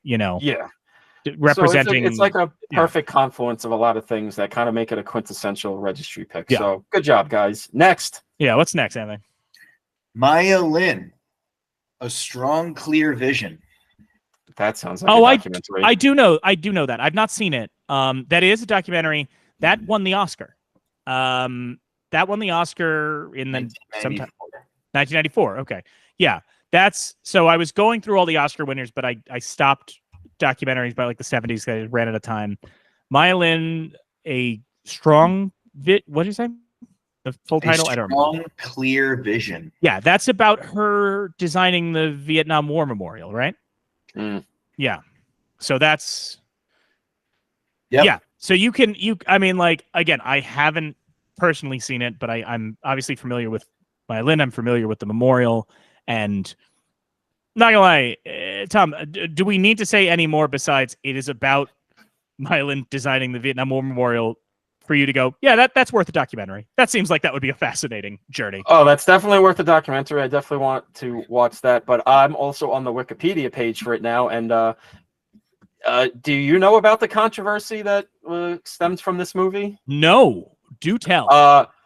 Roger Ebert suggested that the nomination of Maya Lin for the Oscar was based on cronyism, since Hoop Dreams? Is this the Hoop Dreams year? Since Frida Mock was chair of the committee which makes the nominations, though she stepped aside for the year that Maya Lin was under consideration, and was thus close friends with many of the committee members. Yes, he was mad that Hoop Dreams didn't get nominated. Yeah. She denied the nomination anyway, stemmed from cronyism, and hired an attorney to respond to the press. And then Ebert and Siskel kind of had to publicly eat shit, because when they finally saw the movie, again, Ebert talking shit about a movie he didn't see, he would thrive on Twitter, that bitch. He had to apologize because they're like, yeah, it's a good movie and deserved to be nominated. We are very sorry. Yeah. Wow. Amazing. What a bitch. Yeah, like Hoop Dreams is already in the registry for the record. Like, and not knocking Hoop Dreams is a great documentary. I do think like that is perfectly emblematic of this thing that happens and is, as we record this, we are heading into award season. A thing that happens constantly, which is the movie I like, the movie that is good, didn't get recognized, which is a fair thing to be mad about. But then picking something else and going, well, it's this thing's fault. This thing sucks. This, like, we don't have to take it out on these things. We don't have to. And now, obviously, it is in the registry. So I am guessing, and this is just my guess, I don't know the names of every person on the committee for the National Film Registry. I'm assuming the director of this film is not also sitting on the committee for the National Film Registry. So no accusations of cronyism there, you know? That's a positive, at least. What a weird thing. What a seriously, that's like like not even to pick on Ebert or whatever. Like I like picking on Ebert. I think everyone here worships him a little too much. But like I just hate that shit. Like you didn't see the fucking movie. Yeah, I agree. Why are you talking then? And like, you know, this. Yeah, Hoop Dreams is great. I love Hoop Dreams. Yeah, I will probably like Hoop Dreams more than this movie because it's a movie about inner city basketball and how America sucks. So like I'm like it's like an episode of The Wire basically. Like okay, yeah, like I'm into that. But I haven't seen this movie, so I'm not gonna say it sucks and does it. Someone had to fucking do like union busting cronyism to like get the goddamn thing nominated. Like fuck you, you fat fuck. Okay, Anthony, we are in the final 5.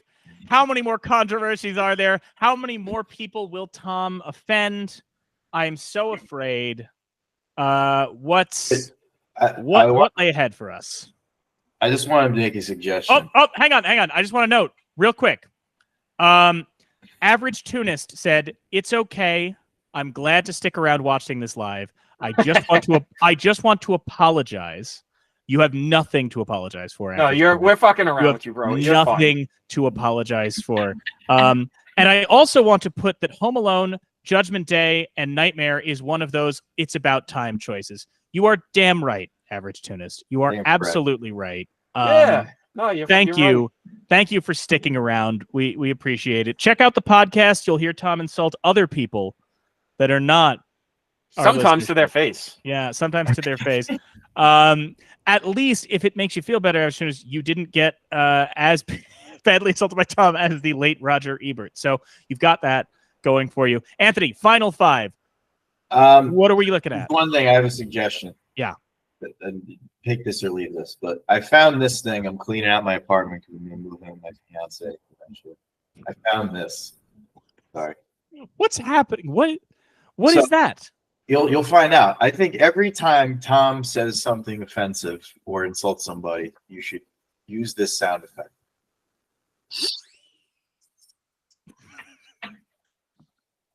Just a suggestion. Do whatever you want. Next up is Apollo 13. Wow. Wait, what? Really? Wait, hang on. Really? Correct. Apollo 13. Wow. So I already said this during the stream.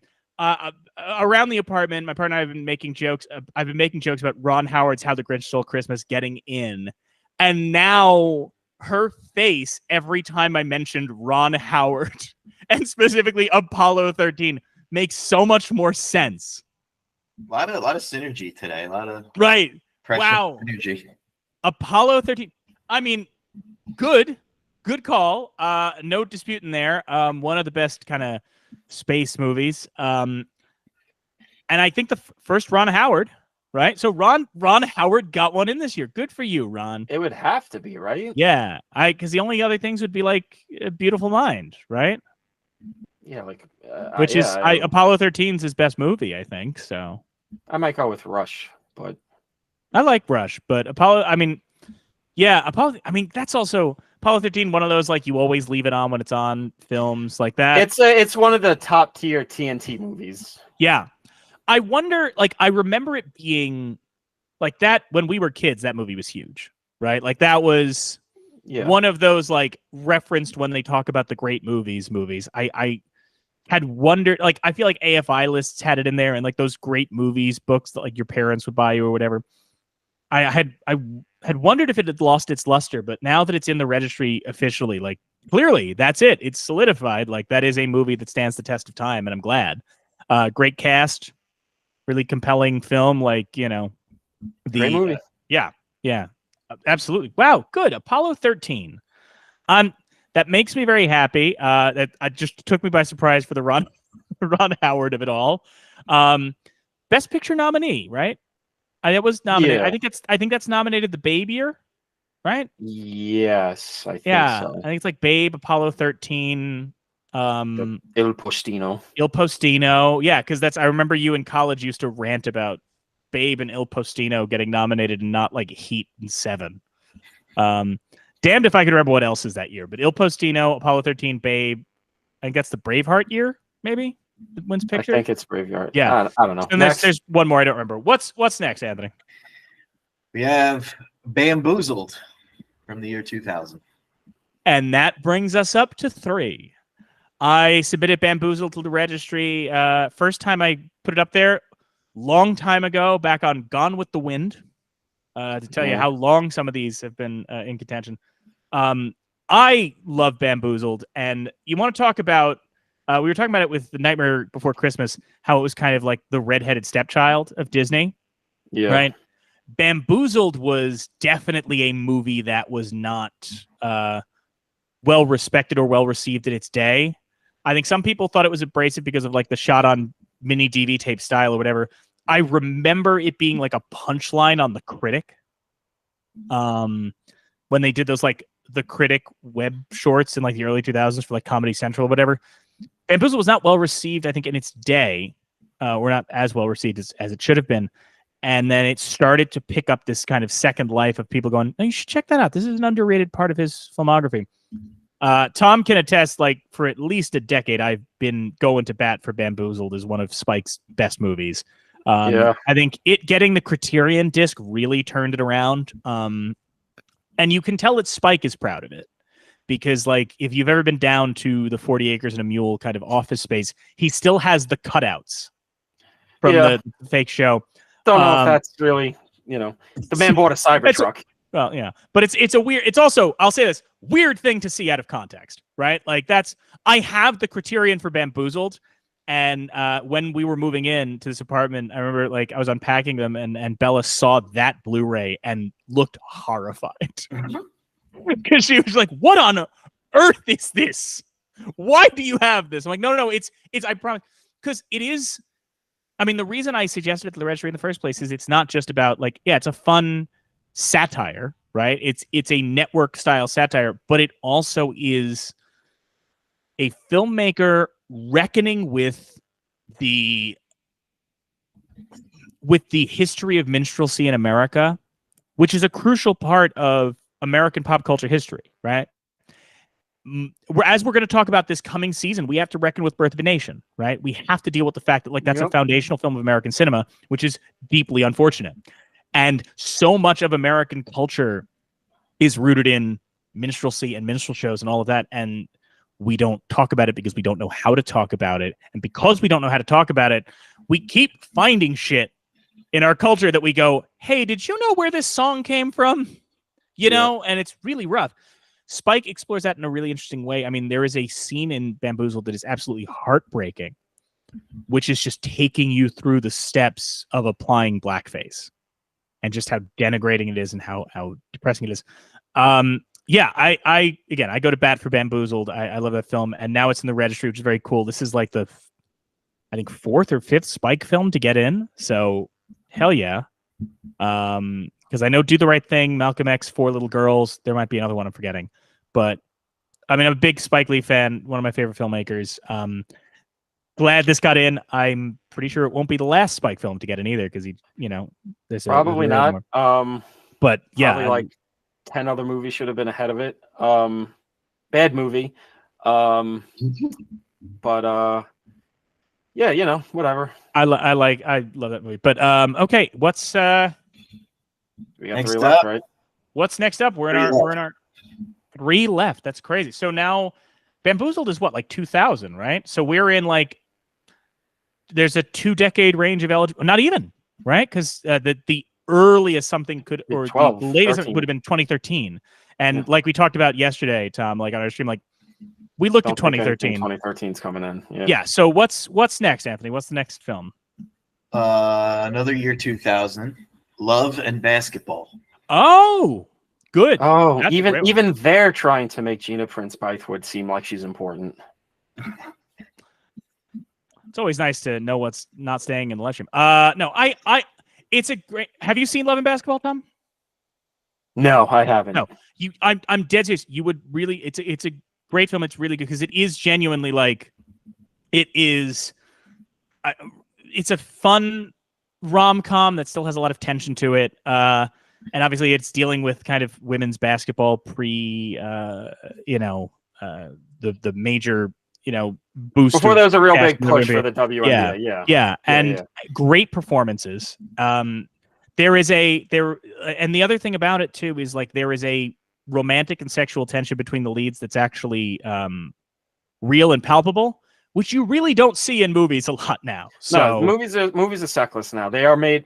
It's funny that Barbie came out this year because movies are made exclusively with living Barbie dolls. They don't have genitals. No, this is definitely a sexy. Except for Michael movie. Fassbender, we know that man's got a dick. This is definitely like a genuinely sexy movie. It is one of those movies. Talking about Gina Prince Bythewood, it is a calling card movie where you kind of like look at that and go like, this is an impress. And it got a Criterion recently, and it's This is actually a movie where I would probably like it because I come from, we're 90s kids, but I'm also from Brooklyn, so I have this like split energy of being like, oh, he's a white kid, but he also like watches Friday After Next during Christmas. Like I kind of grew up with a lot of black culture. So there's a lot of, I have a lot of that stuff where I probably would like this. This was one of those movies that like my cousins who would show me like that kind of stuff would be like, it would be on TV, but I never watched it. And I'm like, oh, I kind of would like, I probably would like it. I was more just busting balls about how she made her third movie like 5 years ago, The Old Guard, and everyone tried to convince you she's the most important director in the world. Hang on, because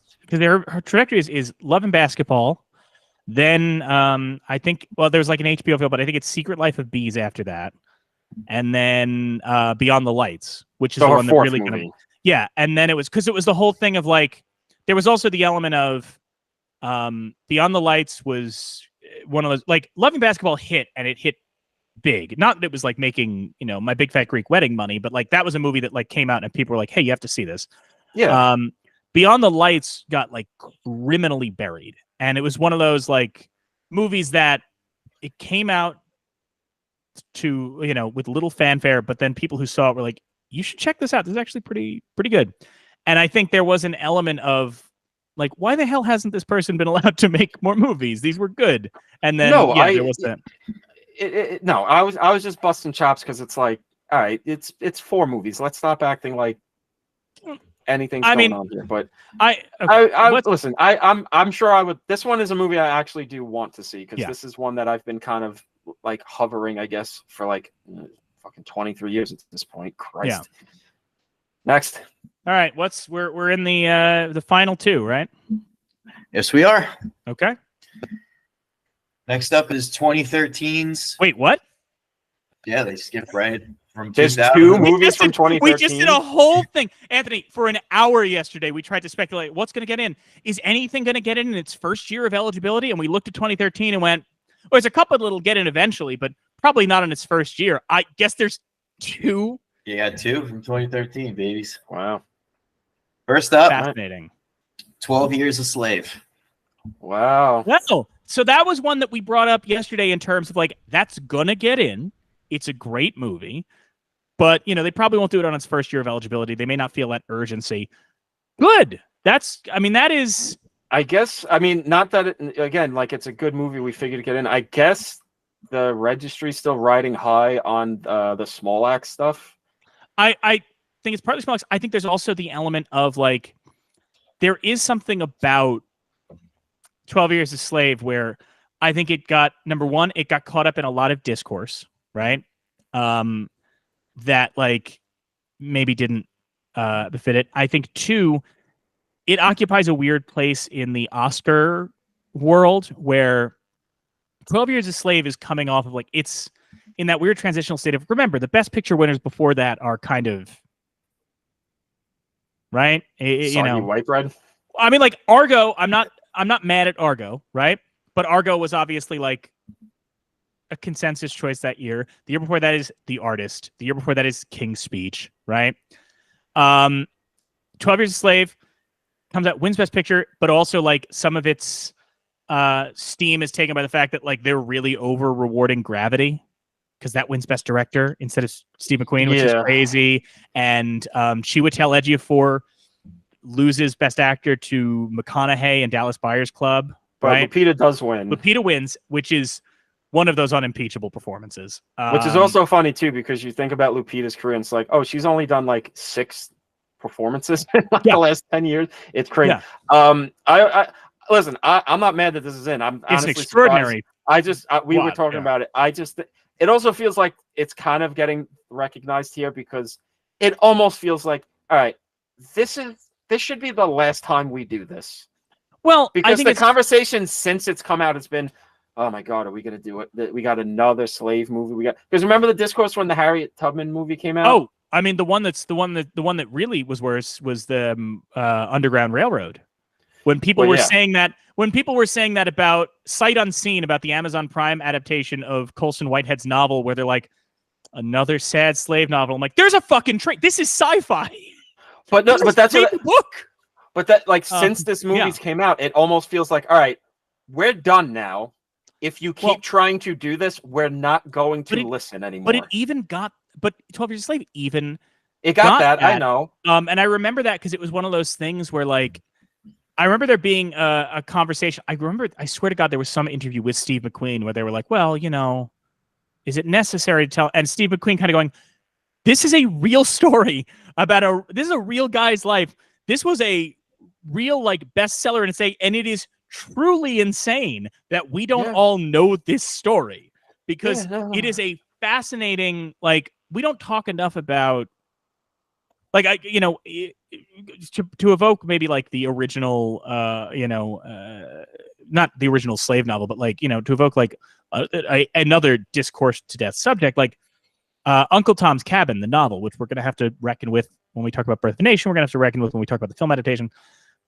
Part of what made that so stirring for people is that it specifically describes, like, oh if you're a slave or just a black person that gets enslaved and you are sent down south, that's basically the undiscovered country. Like, that's basically a nightmare, right? People in the North were fully aware of, like, you don't want to be down there. They will do horrible shit down there. And 12 Years a Slave, like, really captures that in terms of, I mean, it's a drama, but it is, McQueen knows how to make this feel like a horror movie at points, like there is a maliciousness. It's I don't know. I think one of the things that makes that movie so remarkable too is, despite what some might throw at it, it never once feels exploitative. You know what I mean? Like, it is always so purposeful in its filmmaking, and that's true of McQueen in general. Well, that just almost feels like what I'm saying. It feels like, all right, we discoursed it a little bit, but we accepted it. We accepted its Best Picture win. We're done with this now. Please. We're not giving people any more leeway with this. We've done, how many more stand-ups can we talk about? Oh, well, they only give black people awards for slave movies. Like, all right, we're done. Good. Yeah. So I'm fascinated. The last one is also a 2013 movie? Secret Life of Walter Mitty? I was going to say, Anthony, before you read it, Tom, you and I each one guess. What other 2013 movie are we going to be talking about today? Blackfish. Okay. I mean, I guess I'll just take yours. I think Frozen. I don't know if they do 3 Disney, but like, you called Frozen, and I think that was a good call. That was like the only one that made sense to us. So, Anthony, what are we getting? You're both wrong. It is I just the delivery of that. Wrong. Well, especially because the whole rest of the time you're like, good guess. Hey, man, good guess. And now you're like, good. I'm going to take you down a peg. Okay. It is 20 Feet from Stardom. Okay. There's no that one? No. I know it. I know. We both know it. Because okay, you know what? That is interesting, right? Because it's kind of an example of, Tom, you know how we were just talking about Roger Ebert being a dick to Maya Lin because he's like, well, the movie I really liked didn't win, right? And didn't get nominated. So I'm going to take it out on this, right? My feelings on 20 Feet from Stardom, which I haven't seen since 2013, right? My feelings on 20 Feet from Stardom are forever going to be colored by the fact, and do you remember where I'm going with this, Tom? I think so. It beat The Act of Killing at the Oscars. Yes. And we both love The Act of Killing, the documentary about the Cambodian, people who've seen the act. If you haven't seen The Act of Killing, I'm actually not going to describe it. Look it up if you can handle something bleak, but it's a fascinating watch. But this beat that, right? And I think that you and I were both very down on that. And yeah, I mean, I should revisit it. It is, admittedly, it's a fascinating subject, right? Like, it is a clever idea to kind of go like, let's pull back the curtain, let's talk about the backup folks. And you do get like great interviews with Darlene Love. And it is a look at like a portion of American life and the American music industry that really isn't talked about.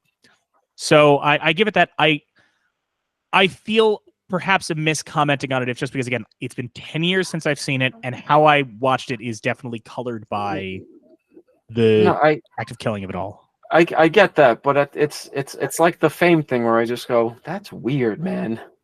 That feels like weird. It is surprising that is a year one. Yeah, right? Like I will say that weird. That is very surprising, and I think that kind of makes me want to rewatch it now, just in terms of like the fact that it had the urgency. Because there's also like there's not a lot of movies that get in on year one. I think it's like it cannot be more than 10 that get in on their first year. It's not common. No, so that's interesting. Weird as shit. Yeah, the description isn't like. Yeah, what does it say? I'm interested. It doesn't really like sing its praises. Morgan Neville directed. Oh, you piece of no. You don't just get to roll through that terrible pun and we don't acknowledge it. Absolutely not. You do not get to Groucho this.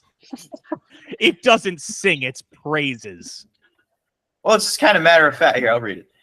Morgan Neville directed this fascinating Oscar-winning documentary on backup singers, the unsung musical workhorse heroes who provide musical harmony and essential contributions to famous songs while lurking in the shadows. The film features interviews with prominent backup singers such as Darlene Love, Mary Clayton, Lisa Fisher, and Judith Hill, interspersed with archival footage from artists such as David Bowie. That's it. That's all it says. It doesn't say like, this will change your life. You'll ever look at backup singers differently again. Like, why do you think they hired Bob Dylan to write the registry synopses? Like 70s Bob Dylan specifically. I was just going for a voice, man. I don't know. Watch 20 Feet from Stardom. I'm gonna go sing Nashville Skyline. Imagine 20 Feet from Stardom. I'm gonna sing about the hurricane.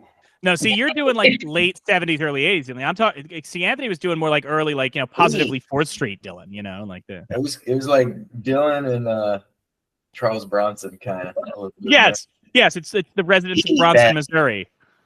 Hey, buddy. All right. Okay, so yeah. Weird final pick. Yeah, weird final pick. But an interesting year over. Well, I would say like the two questions. Well, this is a complete 180 from last year. I was gonna say that's the big takeaway for me is like way more populist choices this year and less fucking misery. Yeah, way less of that. Of these, off the top of your head, right? And you don't have to like do a full count. I don't know if we have in front of. How many would you say you have? Both of you guys, Anthony, you're in on this too. How many would you say you have seen? Right. Well, I definitely, once we started hitting like the 80s, we got to a point where it's like, oh, I've seen this. I'm actually just gonna like clock it at this point because why not? Yeah, I'm at 11. I'd say so. I've seen about 11 of them. 5. Okay. 5. Okay. Be funny if it was none of the populist ones.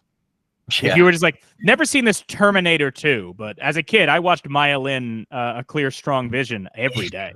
Cruising Jtown. 10. Cruising Jtown. 10, you said, Tom? Okay. Yes. Cool. I wonder, you and I probably have almost identical ones, really. I would venture to guess. Most But likely. anyway, of the films, and again, Anthony, you're in on this too. Of all the films that you haven't seen that have gotten inducted, which one are you most interested in checking out? AKA, for Tom, which one would you not wait 30 years to watch? Christ, I gotta look at the list again. I guess Love and Basketball.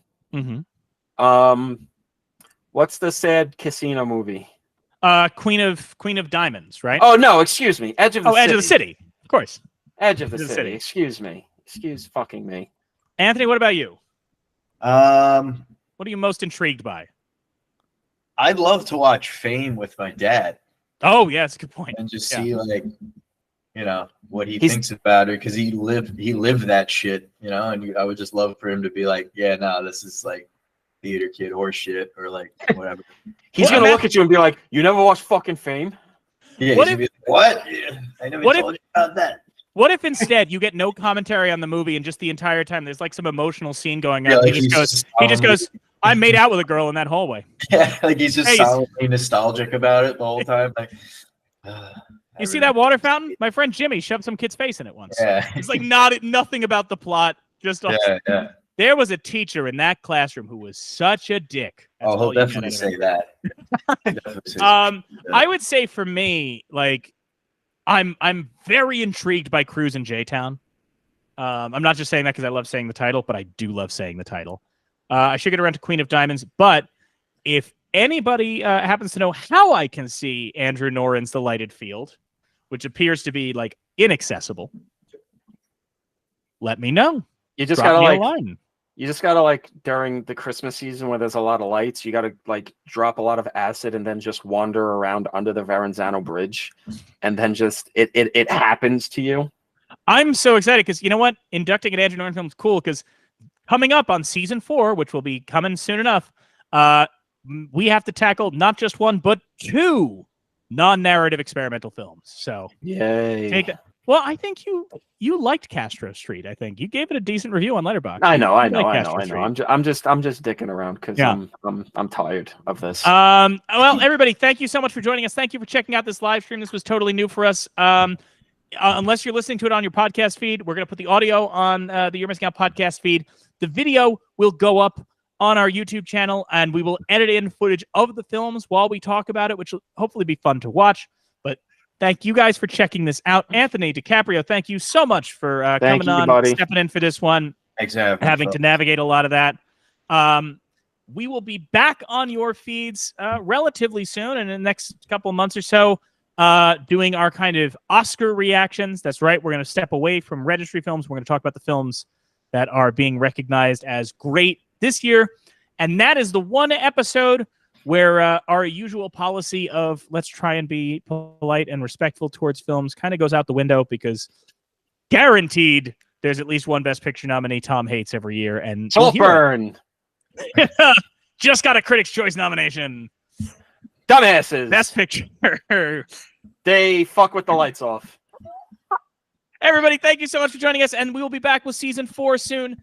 Rate, review, subscribe, like the videos, tell your friends, whatever else you got to do. Thank you guys so much, and we'll see you around. Bye, assholes. Bye. All right. All right. I've stopped streaming. I got I'm to going pee to- so bad.